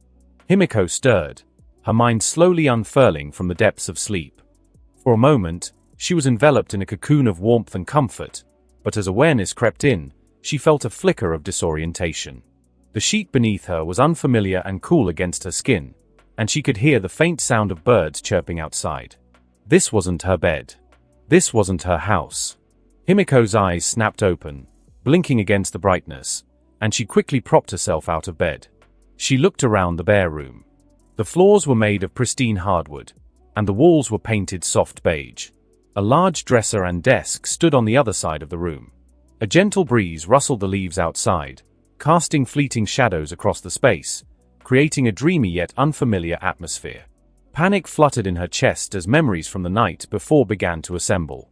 Forget what your damn parents said to you. They're wrong. You're not a monster or a demon or anything like that. You're just a middle school girl. Himiko remembered the strange boy's words, causing a wave of warmth to flood her chest. Anxiety filled her as the thought of her meeting with Sukuna was nothing more than a dream. Himiko swung her legs over the side of the bed. The chill of the wooden floor met her bare feet, grounding her in reality. Himiko noticed that she was still in her dirty, tattered school uniform. This gave her a sense of relief that nothing had happened to her while she was asleep. She took a deep breath, attempting to calm the whirlwind inside her. No, it wasn't a dream. Last night was real, right? Himiko said as she stepped through the sliding shoji door. The soft sound of the door gliding on its track welcomed her into the gentle tranquility of the traditional Japanese home Himiko found herself in. The coolness of the hardwood floors enveloped her bare feet, their cool texture comforting beneath her as she took a moment to breathe in the faint scent of cedar that lingered in the air. Sunlight filtered through the rice paper screens, casting delicate patterns on the floor and illuminating the carefully arranged tokonoma. A small alcove that displayed a simple yet elegant piece of art, a hanging scroll depicting serene mountains, accompanied by a single ikebana flower arrangement. As she moved further inside, the dim light of the interior contrasted with the vibrant garden colors visible through another shoji window. The well-kept garden, with its moss-covered stones and neatly trimmed bonsai trees, beckoned with the promise of peace. The gentle rustle of leaves in the breeze and the distant sound of flowing water from a small stone basin added to the natural atmosphere. Continuing her exploration, she found a small library full of books and manga. Stepping inside, Himiko looked over to a reclining chair where a novel sat on the armrest. Losing interest, she then walked out into the strangely Western-styled living room. Himiko perked up when she heard the sounds of swooshes cut through the air. Despite her apprehension, Himiko walked to the shoji door that led outside. Sliding the door open, she saw a vast open courtyard where a young black-haired boy her age was going through several katas with his black and gold staff. The boy was dressed differently from last night, now in a black martial arts gi. However, Himiko could still recognize him as the boy who voluntarily gave her his blood. Oddly enough, he lacked the sharp black tattoos from last night, and his hair wasn't brushed back. It now sat in a loose, wild fashion on his head. Sukuna? Himiko asked carefully, her cheeks tingling as a blush grew. Sukuna quickly stopped an overhead swing with his staff and turned to her with a small smile, sending a wave of warmth through Himiko's body. "Ah, Toga. You're finally up," Sukuna said as he walked over to her with his staff over his shoulders. "You hungry?" Sukuna then looked her up and down, causing Himiko to feel self-conscious suddenly. "Actually, how about a bath first? And some new clothes?" After throwing Toga's dirty clothes in the wash, I returned to the kitchen to start breakfast while she cleaned herself up. While I wasn't the greatest cook, I was decent at making essential dishes. Now then. I tied the straps of my black apron and washed my hands. Let's see what to do. What to do. I walked over to my stove and flicked on the heat while placing a non-stick pan on the burner. From there, I walked over to the fridge and pulled out several ingredients for my planned meal: steamed rice, miso soup, grilled fish, and various side dishes. A traditional Japanese breakfast. Personally, I would have gone with some waffles and bacon, but I didn't know what Toga liked to eat. Well, other than sweets. Better to go with something familiar. As I lost myself in the cooking rhythm, I heard Toga's soft footsteps approaching. I looked away from the cooking fish to see her clean as a whistle while dressed in some of my old clothes. They were from when I was a little younger, so they fit her pretty well. Her blonde hair was no longer crusty and dirty. It was now soft and with a bright sheen. Toga paused at the entrance of my living room and looked at me awkwardly. Her hands and feet moved around nervously. "Go on, take a seat." I flipped my fish over to see some beautiful grill marks. "Food should be ready soon. Make yourself at home." "Okay," Toga muttered and walked over to the dining table. +10 SP. Taking a seat, she watched me cook with attentive eyes that reminded me of a curious house cat. I grinned at the mental visual. Soon enough, I finished cooking today's breakfast and placed all the dishes on the table. After removing my apron, I sat in front of Toga and grabbed my chopsticks to eat. I paused as I grabbed some rice when Toga didn't grab her eating utensils. "What's up?" "Oh, it's just that you didn't give thanks." Toga lifted her hands and placed them together. "My parents said to always give thanks before eating." "Ah, right. Forgot that was a thing." Plus 10 SP. I nodded, placed my chopsticks down, and pressed my hands together. We both gave thanks and began eating our food. As we ate, Toga looked at me nervously and then over to the empty chairs beside us. "Are your parents not going to join us?" Toga said as she sliced a piece of her fish. Her chopsticks shook as she tore the flesh into pieces. "Nah, I don't got any parents. They died during a villain attack a couple years back." I said in what I hoped was a calm tone as I sipped my soup. "It's just you and me here, Toga. So relax. No one's going to jump out and take you away." "Oh, I'm sorry to hear that." Plus 15 SP. This is weird. I'm so used to the crazy Yanda version of Toga that it almost feels like I'm talking to another person. I couldn't help but wonder just what the original Toga Himiko went through in her years of running from the police and killing who she wanted for blood. Living on the streets really does change a person. "It's fine. It's fine. Now then, what do you plan on doing?" I asked as I turned serious, causing Toga to stiffen. "Once your clothes are done being cleaned, you're free to go. I'm not holding you here against your will. You're free to leave anytime you want." Toga looked down at her half-eaten miso soup with unsure and reluctant eyes. "I don't know what to do. I can't go back home. The police, my parents, everyone, they're looking for me. I don't want to go to jail." Then where will you go?" I placed my elbows on the table while I rested my chin on my hands. "You gonna leave the city? The country? What's your next move?" Plus 10 SP. Toga pressed her lips together and placed her chopsticks down. She brought her hands over her lap and squeezed them tight in frustration. Damn, I feel scummy. I'm practically backing her into a corner. But still, this should benefit us both. I think Toga closed her eyes, but I suddenly interrupted her. "Ha! Man, I sure do have a big house." I leaned back in my chair with my hands behind my head. The abrupt loudness of my voice caused Toga to jump in her chair. Her cat-like eyes looked at me in surprise and confusion. Living here on my own shore is lonely. It sure would be nice if I had a cool, new, blood-obsessed roommate to share it with. Hey. But where would such a person be? I leaned forward and made an exaggerated thinking motion. I then grinned at her. "You know anyone like that?" Plus 30 SP. I don't understand. "Why? Why are you doing all this?"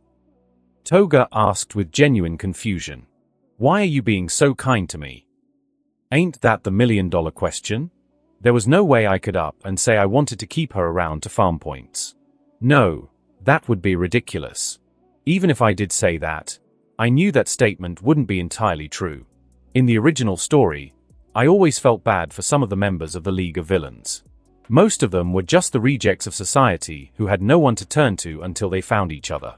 I know they did some extremely horrible stuff, but none of that has happened in this world. At least for some of their members. Just like my friend Jin, Toga had yet to do anything horrible. In my opinion, at least. Sure, she attacked and nearly killed her classmate, but that was an accident due to her mind cracking under years of verbal abuse and pressure to conform. With that in mind, I can't help but feel a sense of responsibility towards her.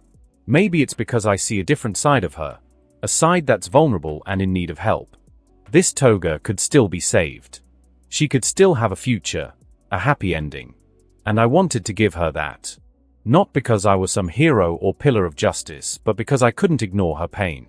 It was simply because I wanted to do so. I swear, Izuku was a bad influence on me. I wish I could say I was doing this out of the kindness of my heart. But humans aren't like that. I said while looking out at my courtyard from the still open shoji door. I suppose you could say I helped you out on a whim. But that just sounds like a flimsy excuse. Then why? I guess. I just wanted to help you. I turned back to her and smiled. I wanted to save Toga Himiko. It's as simple as that. Plus 50 SP. A long silence fell over my living room as Toga stared at me wide-eyed. Her right hand rose over her heart, and she tilted her head down so her bangs hid her face. Her other hand rose and swiped across her eyes, where hidden tears no doubt fell. You mean it? I do. You don't think I'm a monster? I don't. I told you already, didn't I? You're just a cute middle school girl with a pretty smile. You're not a monster or anything like that. Okay, Toga whispered before she sat up straight. She had a large, pretty smile as she looked at me with an emotion I could not quite place. I'll be in your care then. I nodded and smiled back. Welcome home, Toga. Plus 150 SP, Himiko. Call me Himiko. You got it.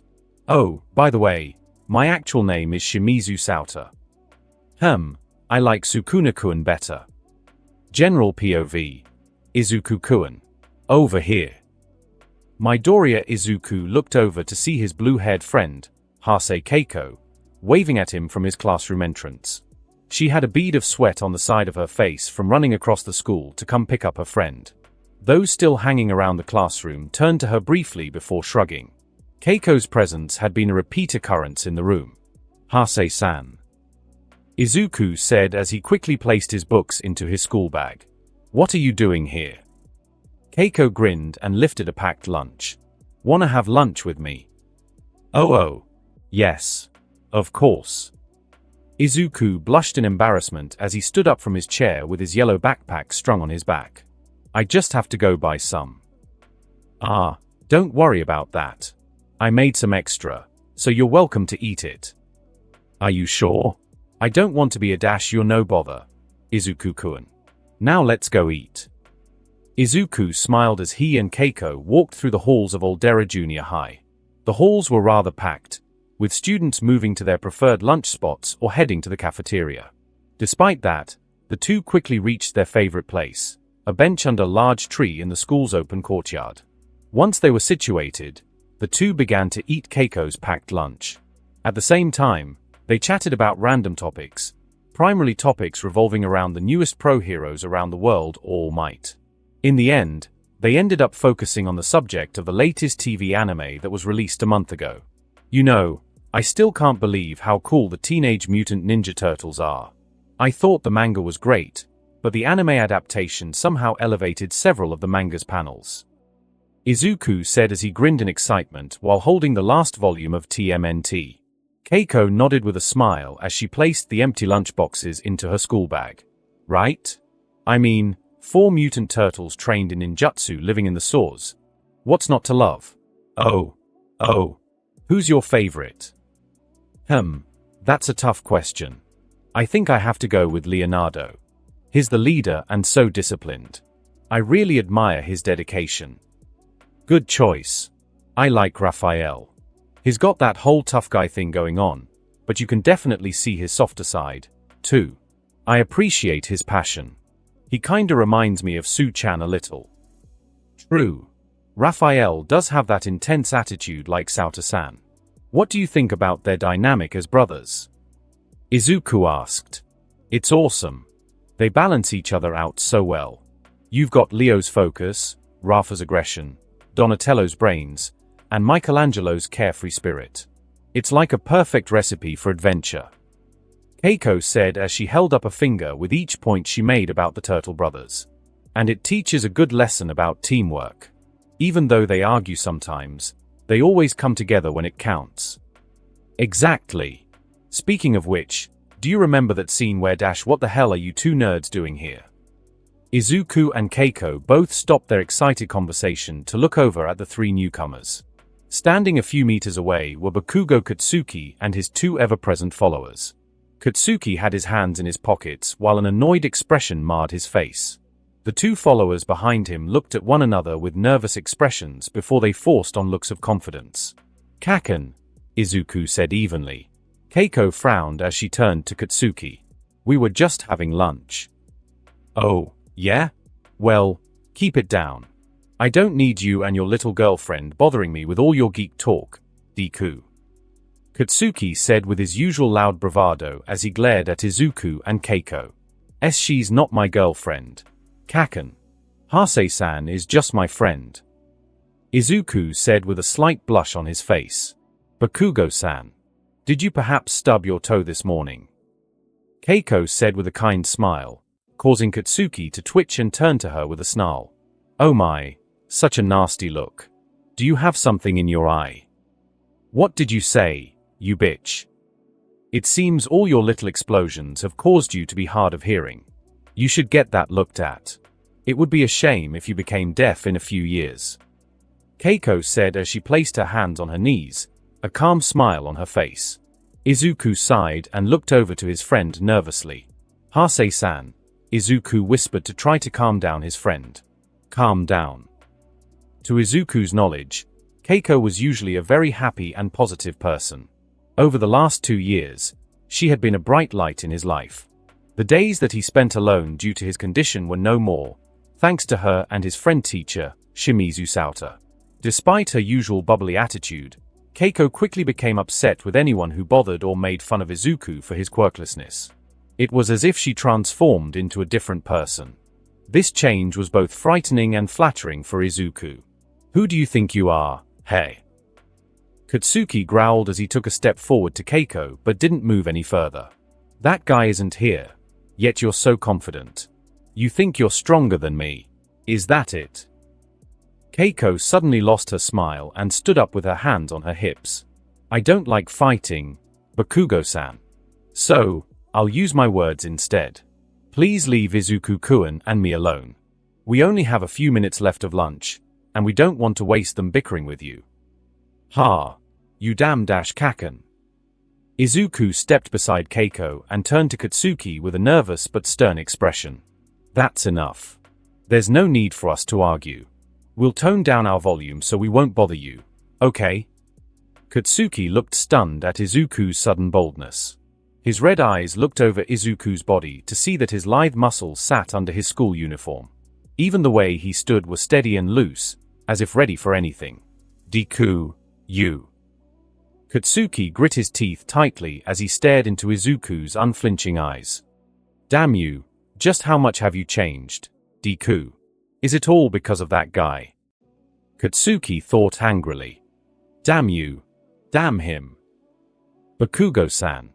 I think the boy with the long hair nervously said as he looked around the courtyard where several students were watching the altercation. Some were even whispering about how Katsuki was trying to fight Keiko, one of the student body's favorite students, due to her happy and bubbly personality. I think we should back off before someone calls a teacher. Katsuki spun around to yell at him and noticed that several students were indeed watching him. Some of them even had their cell phones out to record them. Not wanting to get in trouble and possibly ruin his chances of getting into his dream school, UA High School, Katsuki sucked his teeth and began walking away. This isn't over, Deku, Twin Tails. Not by a long shot, Katsuki said as he and his followers left the courtyard. Izuku sighed in relief and turned to Keiko, who was rubbing her head in exhaustion. That guy sure is a ball of nerves. He's not that bad. Keiko squinted her eyes at Izuku, causing him to shrink under her gaze. I'll believe it when I see it. She then sat back down and grabbed the TMNT volume that Izuku had placed on the bench. Now then, where were we? Izuku smiled and sat beside Keiko. The two of them fell back into their conversation until the school bell rang. Hey, you okay? You're making our team look like shit. Oh yeah. I'm fine. Just a bit tired. Rubbing my face with my hand, I looked over at Twice from the couch we were sitting on with tired eyes. The two of us were playing the latest installment of Call of Duty. I looked at my score and saw that I was going negative while Twice was on the top of the scoreboard. Damn try hard. Perhaps you've been taking on too many hours at work? Nah. He just needs to drink more coffee, that is all. Twice's fingers clicked on his controller with rapid speed and skill.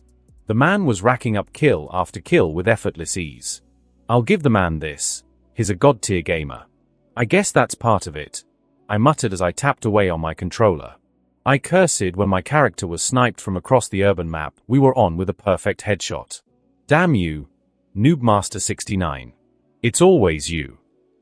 Oh yeah, that guy is pretty good. He's nothing compared to me. The scrub.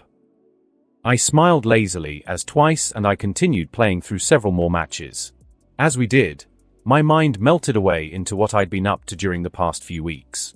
My newest roommate and friend, Himiko, had quickly settled in with me after our little talk. It didn't take long for her shy and reserved personality to melt away into a happier and more playful one, similar to the one her main canon counterpart had. As a welcome home present, I took her out incognito to one of the nearby shopping centers so she could buy some clothes and fill out her room with whatever she wanted. She was hesitant to take advantage of my money, but I waved that away. At this point, money wasn't a big concern to me with all my sources of income. After receiving the green light, Himiko went absolutely crazy on her shopping trip. She went from store to store, picking and choosing everything that looked cute to her. Don't even get me started on how many hours we spent clothes shopping. My poor wallet sure took a hit that day. Despite the hit my finances took, Himiko's bright and free smile somehow made it worth it. From there, the two of us lived together as any two good roommates would. We each had our fair share of responsibilities and tasks to help around the house. Himiko even offered to take care of our meals. Something about not wanting to be a complete freeloading sponge. Despite her much happier disposition now, I knew she couldn't continue living like this. I didn't want her to constantly look over her shoulder for police, private investigators, or even heroes, worried that she might be arrested for the crime she committed. That's not the life I wanted her to live. I wanted her to be free to do what she wanted. This meant I would soon have to enact that plan to ensure it happened. Moving on from my blood-obsessed blonde friend, Mai had begun to move on from her large projects to much smaller, more focused inventions. These were more in line with the support gear heroes would use in their line of work, which meant I was up for several more hours of testing each new brainchild of hers, some of which exploded in our faces. Inventing and testing weren't everything Mai and I did together over the weeks. I had decided that she needed to get out of her workshop more, so I took her out to explore the city more often, much to her annoyance. Thankfully, it didn't take that long for her to forget about her babies and ease into having fun with me as we traveled around. I can still remember her ecstatic expression when I took her to the yearly Tokyo Inventors Convention. She was like a kid at a candy store, going from stand to stand, peppering the overwhelmed inventors with thousands of questions. Thankfully, when it came to hanging out with Izuku and Keiko, they were a welcome break from the craziness of my pink and blonde-haired friends. My time with the two hero-obsessed nerds was spent focusing on their training. Keiko with her quirk and Izuku with his physical martial arts training. Keiko's proficiency with her quirk was slowly but surely improving. She now had little issue using her typically defensive quirk in an offensive style. Her barriers were even able to hold back a low CE enhanced attack from me for a few seconds. Izuku's progress was impressive. His body was slowly gaining more and more muscle from my carefully planned exercises made for him. It wouldn't be much longer for his body to resemble that of a professional young athlete. Along with his athletic build, Izuku's martial arts were steadily improving. His ability to take in a new technique was an odd one. Izuku wouldn't learn what I taught him the way I wanted him to. No, he would instead take the technique I wanted him to learn and internalize it in a way only he would understand. While I'm glad it worked for him, it did slow down his rate of learning, which was fine with me. At this rate, I had no doubt he would be a little monster when he got all for one in a few years. The largest contributor to my lack of energy was my nightly excursions through Japan as my alter ego, Sukuna, the king of curses himself. Thanks to all the chaos and interference I'd been running in Japan's underworld, the name Sukuna was slowly but surely becoming a well-known name. Criminals and low-lives feared it, while heroes and the police abhorred it. Those pesky little heroes and boys in blue sure tried their best to catch me, but a quick use of rabbit escape left them scratching their heads in frustration. I wasn't too sure how they saw the technique. I realized that as the rabbits swarmed around me, their cursed energy had the effect of covering me in a sort of CE blanket, causing me to go invisible for a brief time. But I wasn't too sure if that was the case. I wasn't a normie. After all. Back to the Sukuna stuff. Going off the way, some hoodlums screamed my name in fright as they ran off with their tails between their legs at the mere mention of my name. I would say that the name Sukuna was quickly becoming a household name. Which was great. It was my duty to spread the name of the Lord. The name Sukuna would be known and praised by all in this world. Ha ha. Tactical nuke. Incoming. Run. Run like the roaches you are. Twice yelled, and the screen became a hazy yellow when he activated the highest kill streak available in the game, killing everyone in the game. Thankfully, I was able to truly relax whenever I hung out with my bro, Twice. I didn't have to act like the responsible, sorta adult with him, unlike I did with the others. I could truly sit back and be myself when I was with him. A fact that I told him, which caused him to fall into silence. He didn't have to say it, but I knew my words had touched him. Playing video games, watching movies, and making fun of tourists were just some of the few things the two of us did. It was fun and relaxing. Unfortunately, the two of us couldn't hang out more than just twice a week. I wasn't sure who he rolled with, but they've been really busy making big money moves lately. How did I know it was big money? One look at his vastly improved apartment was an easy way to tell. It was no longer a run-down place with little to no furniture. It was now full of several personal items and cool stuff. Not to mention the sizable OLED TV he got us to play games on. With the match over and done with, Twice grew uncharacteristically silent as he placed his controller down on the coffee table. HM? What's up, Twice? Cat got your tongue. Plus 10 SP. Twice rubbed the back of his neck for a few seconds before slowly taking his mask off. I raised a brow at that as Jin turned to me with a regretful look. Listen, Sauter. Jin started. My job is getting pretty busy. They're going to fly us out to Kyoto for a big job. Yeah. They need some more hands to help out with repairs after a big villain attack. Yeah. So we won't be able to hang out for a while. Throughout our time together, Jin had told me he worked for a construction company in charge of repairing the destruction caused by villain attacks. At least, that was his cover story. Despite how close we've gotten, he couldn't bring himself to tell me what he actually did. I didn't mind it. The guy didn't owe me his secrets after all. I see. I grinned at the man and patted his shoulder. No problem. You gotta do what you gotta do to get your bread, my guy. Just let me know when you get back. I'll be sure to finally kick your ass in Street Fighter. Plus 15 SP. Jin looked visibly relieved by my reaction and smiled. He nodded at me before he quickly slid his mask back on. You wish, you scrub. Train hard, and I'm sure you'll beat me. Twice said as the next match was about to start. Now I'm definitely kicking your ass. Just you wait. You can do it. Dream on. As new, Zyko, and I glided through the vast, inky expanse of the night sky, the city below came alive in a dazzling display of twinkling lights. Skyscrapers pierced the darkness, their windows shining like stars fallen to earth, each flickering light telling a story of lives in motion. The air was crisp and cool, brushing against my skin. As New banked to the left, the iconic Tokyo skyline came into fuller view, silhouetted against the darker shades of the night. Neon signs flashed in vibrant colors as if winking cheekily at the vastness of the universe above. Ha! I ain't feeling it tonight. I muttered as I lay down on New's ample back. My Jujutsu uniform flapped in the wind as we cut through the sky. New, take us home, boy. New roared and banked right towards the direction where my home was located. As we flew, my eyelids began to fight me. They were urging me to fall asleep to get some much-needed rest. Before I could be seduced by Lady Sleep, several bright flashes of blue popped in the distance. What's that?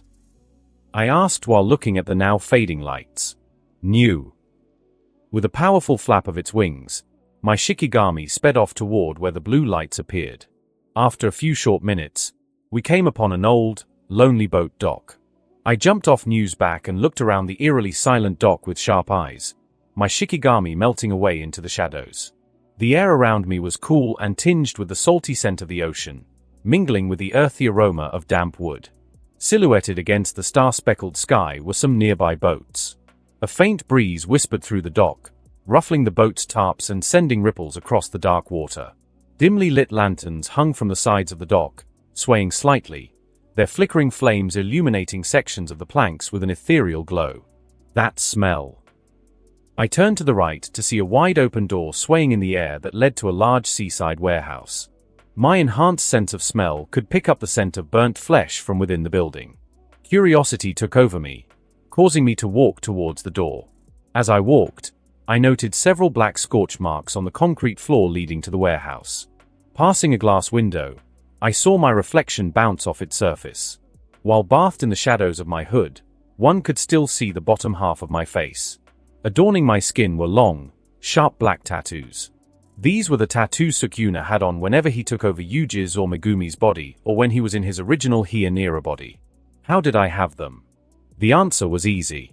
I had won them as a gold tier reward from one of my pulls several months back. The tattoos were purely cosmetic and didn't offer any buffs. That is, unless you consider the boost of aura they gave me a buff. The way the tattoos work is by applying some CE to my skin where they were located. Once they had CE flowing through them, they would quickly come to life and adorn my skin. After that, I brushed back my hair and bang. The King of Curses look is complete. While not the greatest reward, it was very cool looking, in my opinion. Once inside, I moved through the quiet building and found the source of the terrible smell. Lying on the ground were 3 smoking, charred bodies. I leaned down and placed a hand on one of the corpses to feel its warmth. Off to the side was a burnt box with small blue flames dancing back and forth as they tried to swallow the wood. Blue flames. Darby. Standing up, I jumped to the building rafters and looked around the warehouse. I saw no movement. Looking over to the ceiling, I saw an open skylight letting in some moonlight. Swinging to it, I jumped onto the roof of the warehouse and scanned the roads around the area. There wasn't a soul to be found. I must have just missed him. I sighed in disappointment and raised my hands to resummon new. But just as I was about to call its name, something fast sliced through the air around me. Something's coming. Cromoki yelled. Clang. I leaned my upper body back as a white and brown blur sliced the air where I once stood. Jumping back, I leaned low and watched as a rather short woman slid to a stop several meters away. Plus 15 SP. Not bad. The woman had tan skin, narrowed red eyes, and long, defined eyelashes. She had straight white hair reaching her thighs with bangs extending to her face's left side. While slender and curvy, the woman also sported a lean, athletic, and well-defined build, especially in her arms and legs. She wore a sleeveless white leotard with dark purple trim around her shoulders and waist, a wide yellow crescent moon design over her chest, and a single thick metal plate wrapped around her midriff. On her legs were purple thigh-high boots to complement her leotard, with more plating around the heel and toe areas, making her feet look like those of a rabbit. She also has a pair of thick, white gloves on her hands with long cuffs, sporting small triangular protrusions around their edges. Looks like tonight is my lucky night. You're that guy, aren't ya? Sukuna, right? The rabbit-themed woman asked as she eyed me like a hungry predator, her strong legs flexing. I'm here to take you in, villain. We can do this the hard way or the hard way. Take your pick. If it isn't the rabbit hero herself. Mako. I grinned from underneath the darkness of my hood as I reached into Zyko's mouth to pull out one of my newest weapon additions created by my construction technique, the Rui Jingu Bang Staff. The woman looked momentarily confused at the sudden appearance of my weapon before grinning wildly. Looks like we're doing the hard way then. My favorite. Damn, the unstoppable Terminator herself, Mako. With a fierce cry, Mako lunged forward, her leg slicing through the air like a whip. I pivoted to the side, my Rui Jingu Bang Staff spinning in a blur to block her initial strike. The impact of flesh meeting solid tungsten steel echoed through the clearing, sending a shockwave up my arms. Ho! Not bad. You must be pretty strong to be able to take on one of my kicks. Mako yelled as she glared at me. Ha! If this is all you got, this will be a disappointing fight. I roared back. Plus 20 SP, Mako's left eye twitched at my provocation, causing me to grin. In the original series, Mako, or Usagi Armarumi, was one of Japan's strongest heroes. The woman was an unstoppable force of nature. During her fight with the high ends, Mako continued fighting despite losing her limbs and getting extremely injured. In other words, she wouldn't stop coming after me unless I knocked her out or killed her.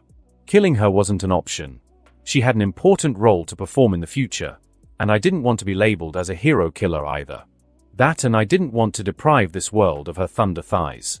Damn, these teenage hormones. Using new or the insect-like wings from my construction technique to escape would be easy. Mako had no way of chasing a flying opponent.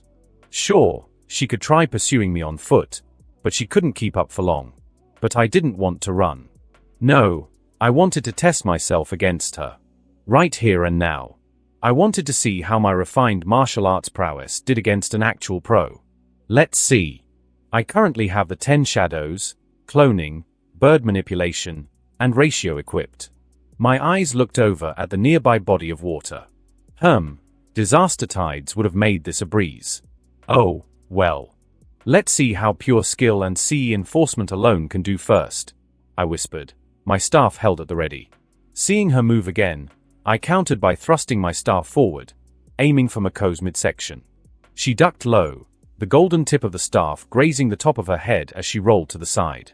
I was hoping I would run into you eventually. Who would have thought tonight was my lucky night? Mako said with an excited grin.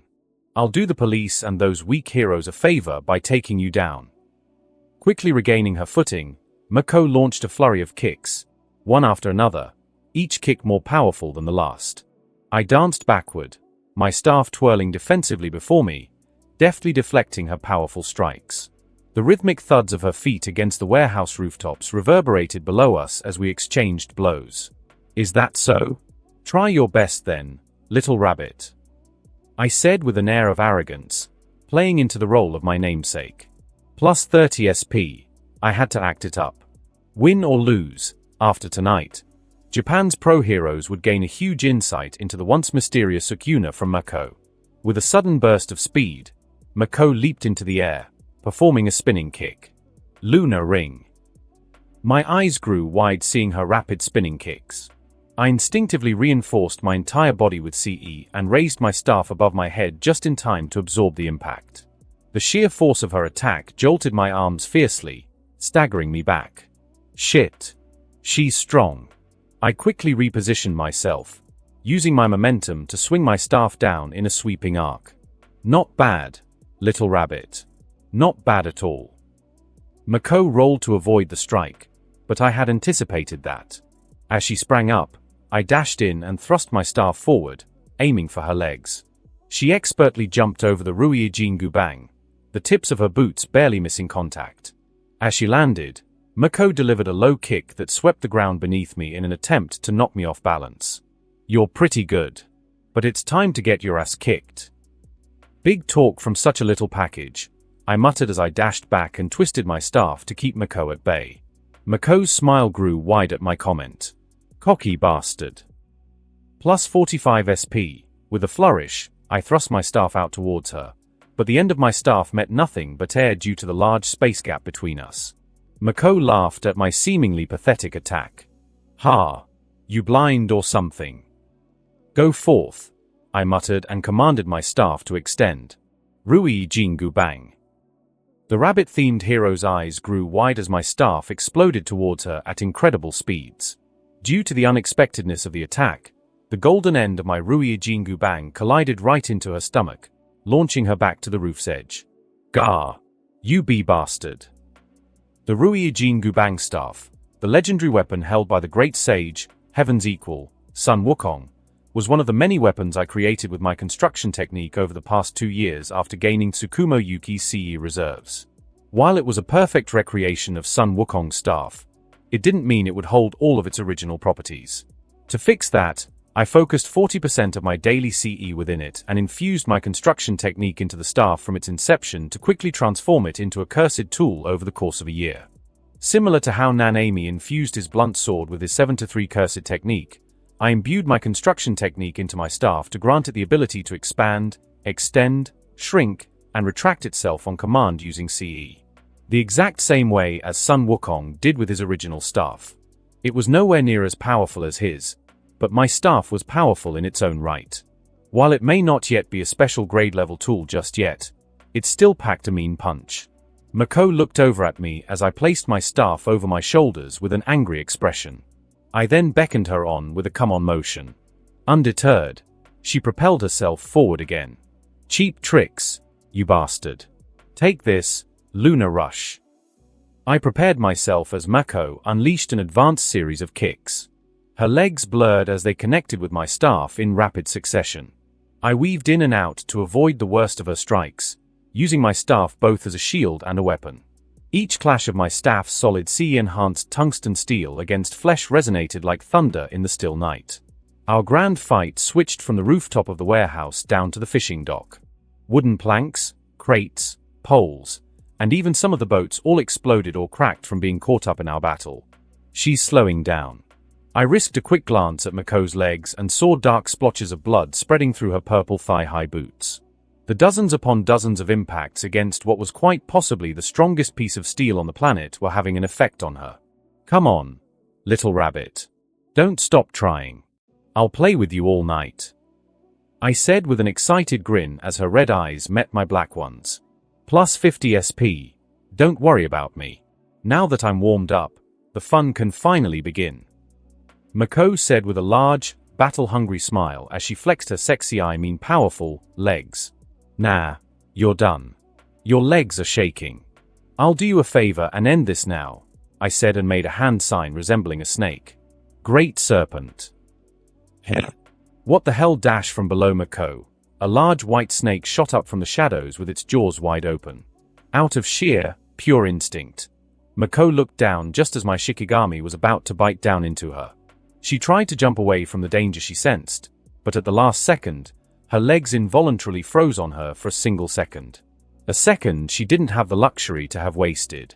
What? Mako yelled as she, from her perspective, somehow flew into the air, her limbs somehow restricted. The great serpent had her tightly in its jaws but, on my command, avoided piercing her with its sharp teeth. What is this? Let's fight again someday, Mako. Mako helplessly watched as I shot up toward her with my right arm pulled back. My staff was now safely back inside Zyko. I scanned Mako's body and found the 7:3 ratio point. Coating my fist in CE, I swung forward and struck her at her diaphragm. Ratio. Plus 100 SP. Mako's eyes grew white as she gasped loudly in pain as my fist sank into her body. While in midair, I dismissed Great Serpent and caught the now unconscious hero in my arms.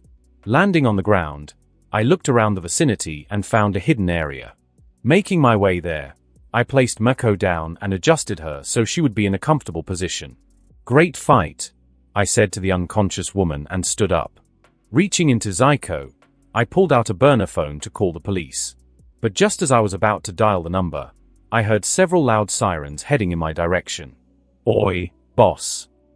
Cromoki said as she landed on my shoulder. Some of those costumed losers are heading in this direction. We better get out of here then. With nothing more to do, I walked over to the warehouse from earlier and sank into the shadows. Himiko and I were comfortably sprawled on the living room couch, a cozy blanket draped over us. The familiar blocky landscape of Minecraft filled the television display in front of us. With each click of our controllers, we navigated our blocky avatars through lush forests and rolling hills, our movements mirroring each other's. Hey, Himiko said, playfully placing her foot on my chest as she used a pickaxe to mine several blocks of iron. Aren't you supposed to be at school? Yeah, I guess I should be, I drawled, placing several wood blocks down for our ambitious mansion. But who cares, right? Well, shouldn't you be there? Himiko slowly said as a skeleton walked into her cave, launching arrows at her. Not that I'm complaining. Man, damn school. My limbs are too sore for me to bother going, I said as I crafted a wooden door. Besides, I sent a clone in my place. I love that technique.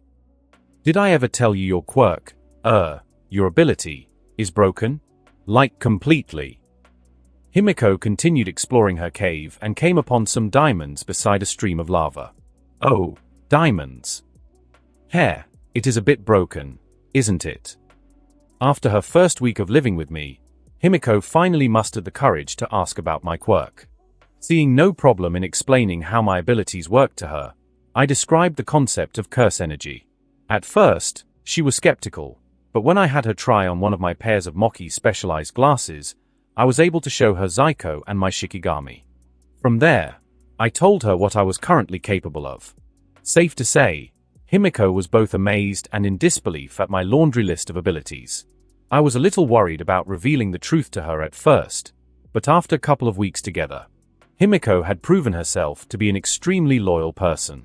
A very touchy person but still loyal. After that, telling her what I did at night was easy. That is, without all the gruesome and darker things I encountered or did. All she knew was that I was some sort of vigilante. This was an easy sell to her, considering the way we first met. Hey. Yeah. What do you say about finally meeting some of my friends? What do you think? I looked away from the game and stared at Himiko with a genuine smile. Plus 20 SP, Himiko looked taken aback and quickly became excited. She placed her controller down and crawled over to lie on my chest, her arms around my neck. Really? Himiko yelled, seemingly oblivious or uncaring of our current situation. I can finally meet my Chan, Keiko-chan, and Izuku-kun. You mean it? Yeah, I think so. Now that you have a better handle on your impulses, thanks to the daily doses of blood I give you, I think it should be fine. I brushed back her loose blonde hair with a smile. I trust YA. Plus 40 SP, Himiko smiled widely with a rosy red blush and shoved her face into my chest, causing me to wince. Ah, sorry. It's fine. Himiko hummed and rubbed my chest gently to try and soothe my pain. Want some waffles? Yes. Himiko and I were peacefully walking through the streets of Hamamatsu as we made our way to Hatsume's mechanical repairs and such. Looking over to the happily skipping girl beside me, I saw how she looked around my home city in wonder and excitement. The two of us haven't gone out too often, for obvious reasons, but when we did, Himiko thoroughly enjoyed it. She was dressed in a large pastel pink jacket with a white hood that hovered over her short white skirt. A pair of white and red sneakers was on her feet, while her legs were covered in black thigh-high socks. Moki's round glasses and a white medical mask were on her face. The mask was there to try and hide her identity, at least slightly. Now remember, Mai can be a bit eccentric. How interesting. Don't get offended if she can't remember your name. It took her weeks to remember mine. I'll just have to make a super-duper strong impression then. Are you saying I don't? Seeing that she wouldn't budge, I let the matter go. Himiko's excitement at making new friends was too large to be shaken by my warnings. It didn't take much longer for us to arrive at the storefront. Once there, I held the door open for Himiko, and we walked in. To my surprise, I saw Mai's mother, Hatsume Yumiko, behind the counter. Yumiko had long black hair and bright green eyes tied into a high ponytail. She wore a casual dress with a clean apron around her front. Ah, Sauta-kun. Yumiko said with a large, motherly smile. You're finally here. Hatsume-san, I said with a slight bow, which Himiko copied. It's nice to see you. It's rare to see you in the storefront. I figured you'd be wrangling Mai. Plus 5 SP, I tried that. But that girl inherited her father's strength and stubbornness. Oh. Who's this cutie? A friend of yours? Yumiko said as she walked around the counter to gush at Himiko, causing the blonde to blush. Your outfit is so cute. I love your glasses. Thank you. Himiko nervously said. She then placed her hands in front of her and properly bowed to Yumiko. The ingrained manners drilled by her parents kicked in. I'm Toga Himiko. It's a pleasure to meet you, Hatsume-san. Our names are so similar. Isn't that a coincidence? Yumiko gushed as she inspected Himiko's signature hair buns. Did you do your hair yourself? I love it. I wish my Mai would let me style her hair. I smiled as I watched Yumiko happily talk to Himiko. Despite being thrown off by the woman's bright and motherly personality, Himiko quickly regained her cheer. The two then entered a long chat over what outfits they thought were cute and how they go about styling their hair. I wonder if Himiko was ever able to talk to her own mother like this. But knowing how they treated her, probably not. This must be new to her. Unconsciously, my right fist began to tighten in anger.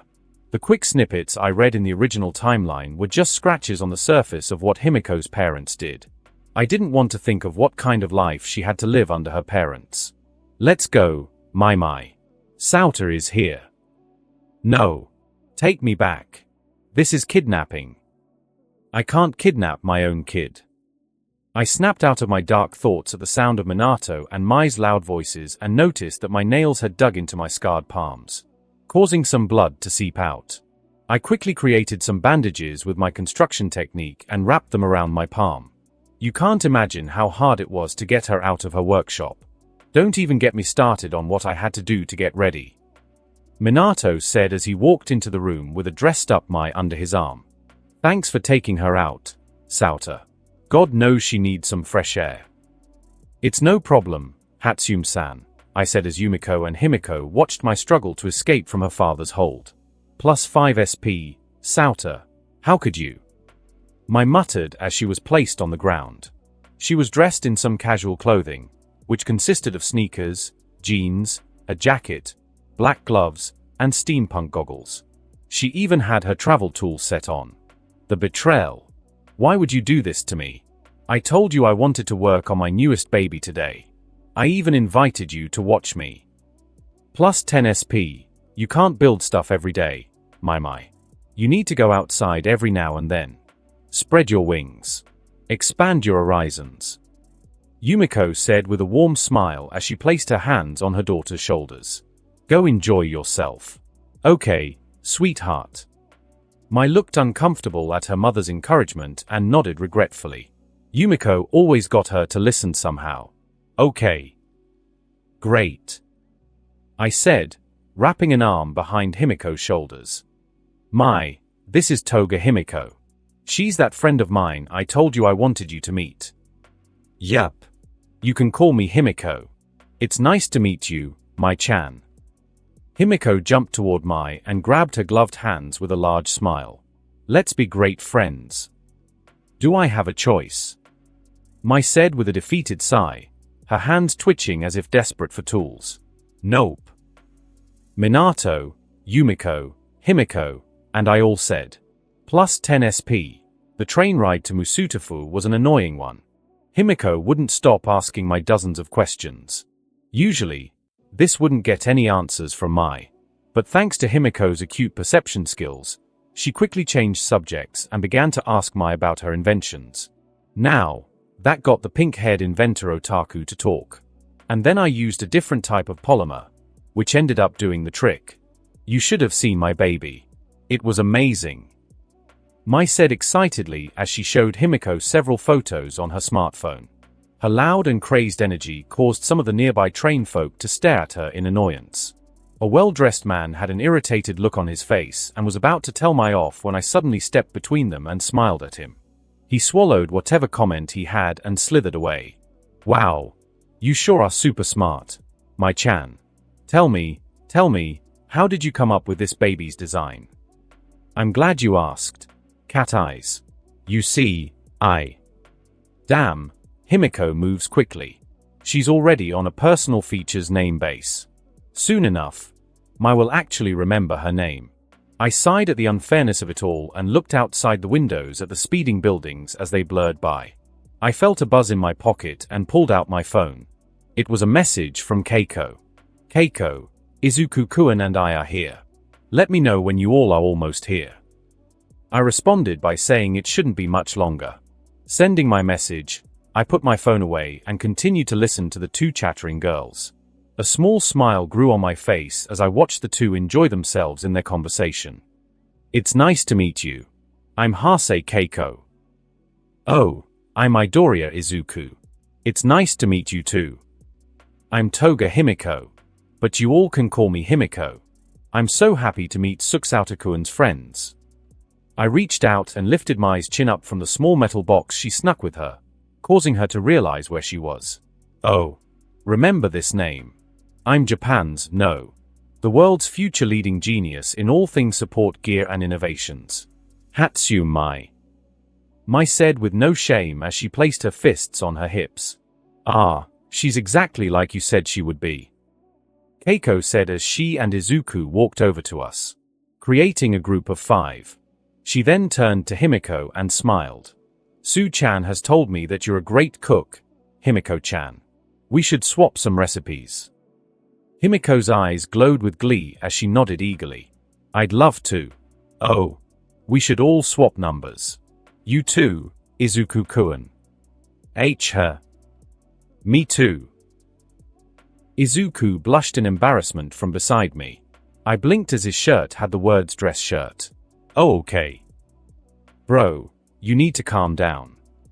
I placed an arm around Izuku's shoulder and motioned to Himiko, who was happily exchanging numbers with Keiko and Mai.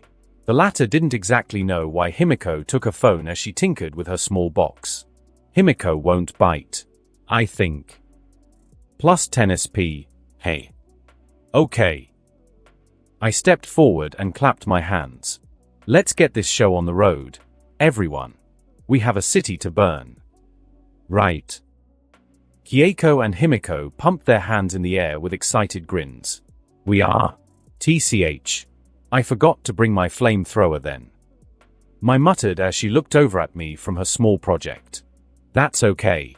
I'll fashion up a new one in no time. Bet, I said as we all began walking down the sidewalk toward the local shopping mall. Plus 5 SP, plus 10 SP, plus 10 SP, plus 10 SP. Izuku blinked in concern as he stayed in place while we all walked off. That was a joke, right? Let's go, Izuku. Ah, coming. The hustle and bustle of the mall filled our ears as we navigated through the crowded aisles, laughter and chatter filling the air. Bright lights bounced off the polished floors, illuminating the colorful storefronts that lined either side of the wide corridor. Seeing what apparently was a cute-looking dress, Himiko and Keiko dragged us all into a chic boutique. Come on, you guys. You have to see this dress. Keiko exclaimed, holding up a vibrant blue sundress that seemed like any other to me. Oh, you should try it on. Himiko teased as she held up a pink skirt. So cute. I want to try this on. You should. I know you'll rock it. Keiko replied with a bright smile. Or, really? Himiko blushed as she held the skirt tightly. She then looked over to see a black denim jacket. Oh, that jacket would look great on my chan. Mai looked up from where I was holding her shoulder in order to stop her from wandering off. No thank dash before she could finish, Himiko and Keiko grabbed her wrists and pulled the pink-haired inventor off to the changing room. Sauter. Help. I'm being taken. I'll remember you fondly, Mai. Sauter. Plus 10 SP. After that, Izuku and I ambled over to the store's shoe section. Izuku sighed as he turned to me with a shaky grin. Man, girls can be pretty scary. True, I muttered as I raised a pair of grey and black sneakers. What do you think of these? Oh, I think they're really cool, Izuku replied as he looked over at a pair of very familiar sneakers on display. Wow, those look impressive. Dude, those are literally the same shoes you're wearing. Plus 10 SP. Are they?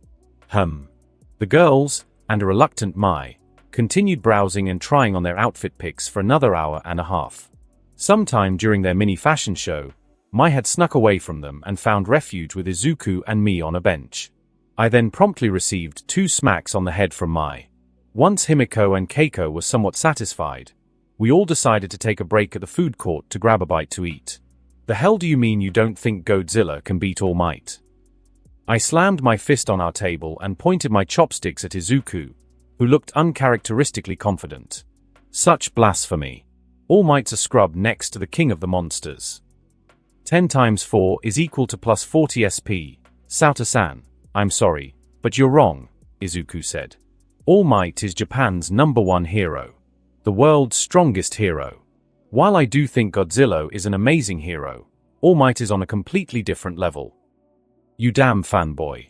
This is the thanks I get after raising you as one of my own. I stood up and walked around the girls, who were watching us in interest as they drank their milk tea. I won't take this disrespect lying down. I'll put you down, boy. Say it. Say that All Might is nothing next to Godzilla. Say it. Gare. I won't. Izuku stood up and stared me straight in the eyes.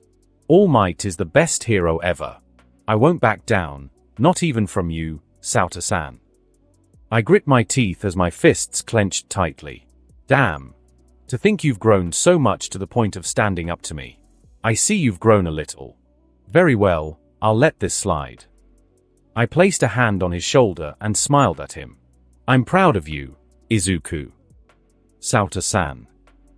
10 times 4 is equal to plus 40 SP, Keiko, Himiko, and even my turn to one another in confusion. What just happened? Mai asked as she tilted her head. Keiko shrugged as she sipped on her drink. I don't know. I stopped trying to make sense of what Su-chan does or says after we turned 6. This must be a guy thing then, Himiko said as she held a finger on her chin. Very interesting. After a few more hours of wasting time and messing around at the mall, we all agreed to go watch a movie at a nearby theater. Total SP, 8,619, man. Today has been a treasure trove of points. I smiled over at my group of friends as they bickered over what movie we should watch. Then again, I have been saving my points up for a wild gambling night. Izuku and Keiko tried to get everyone to watch the newest superhero movie. At the same time, Mai wanted to watch a documentary on the 100 years of innovation of hero support items. Himiko was trying to convince everyone to watch a horror movie. I was more than happy to let them figure out how we were going to waste 2 hours from the comfort of this cushioned seat I sat on. Leaning back, I looked around at the busy movie theater lobby, where several people ambled about. That's her, isn't it? Yeah. She fits the description. I turned to see 3 police officers walk through the theater's main entrance. They had steady and determined looks on their faces as they headed straight towards my group of friends. Specifically, towards Himiko. Ah, shit. I stood up and made 2 hand signs. My twin divine dogs and several rabbits rose from my shadows. Go warn him, Himiko. My divine dogs nodded and ran off towards her. Thanks to Himiko wearing Moki's glasses, which let her see my Shikigami, Himiko quickly saw my divine dogs and rabbits. The dogs pawed at her leg and turned to the police. Her eyes grew wide in fear before she quickly slipped on her medical mask. I'm sorry. I have to go home. Something important came up. Himiko abruptly said as she dashed away from the confused group. Toga-san. Izuku said as Mai watched in confusion. Himiko-chan? What's wrong? Keiko called out, but Himiko was already gone. Seeing her run, the officers sped up but didn't run after her in order not to raise a panic in the public. All right, let's do this. Cracking my neck, I walked over to a distracted couple and snatched one of their coffees and napkins from their table. With a hot cup of coffee in hand, I headed straight at the police officers and accidentally crashed into one of them, spilling hot coffee all over his chest and face. Gah! The officer cried out in pain as he quickly tried to rub off the coffee from his face. Plus 5 SP, I am so sorry. I just spilled a very hot liquid all over your face. I yelled as I tried to help the officer by patting his clothes with my napkin. I dabbed his face, chest, and, finally, legs. While I was at it, I winked at my rabbits, launching them into action. 2 of the rabbits rushed over to the officer I was patting and quickly tied their shoelaces together. As they got to work, I quickly lowered myself and extended my leg, causing the second incoming officer to trip and fall. Whoa there! I didn't see you. I cried out with a spin, spilling all of the remaining coffee into the third and final officer's face, causing him to scream and grab his face in pain. Here, let me help you. Plus 5 SP. I reached over to a nearby table and ripped off its tablecloth, leaving all of the contents on top of the table in place. I wrapped the tablecloth around the third officer's head, blinding him as my rabbits tied his laces together. Moving over to the fallen officer, I winked at my rabbits as they finished tying his laces as well. They gave me a thumbs up and melted into the shadows. Officer! Officer! Let me help you. As I moved to help the fallen officer, I ended up tripping on nothing, causing me to fall over him. Gah. I'm so clumsy. I'm all thumbs today. 5 times 3 is equal to plus 15 SP. Get out of the way, kid. The officers glared at me and tried to run where they had last seen Himiko go, but they all ended up tripping due to their tied shoelaces. Can't believe that worked, I muttered as I walked away from the struggling officers. Reaching the others, I saw that they were too worried about Himiko's disappearance to have seen my performance. How sad. Hey, guys. What's up? I asked them. I then looked around with a look of suspicion. Where's Himiko? Su-chan.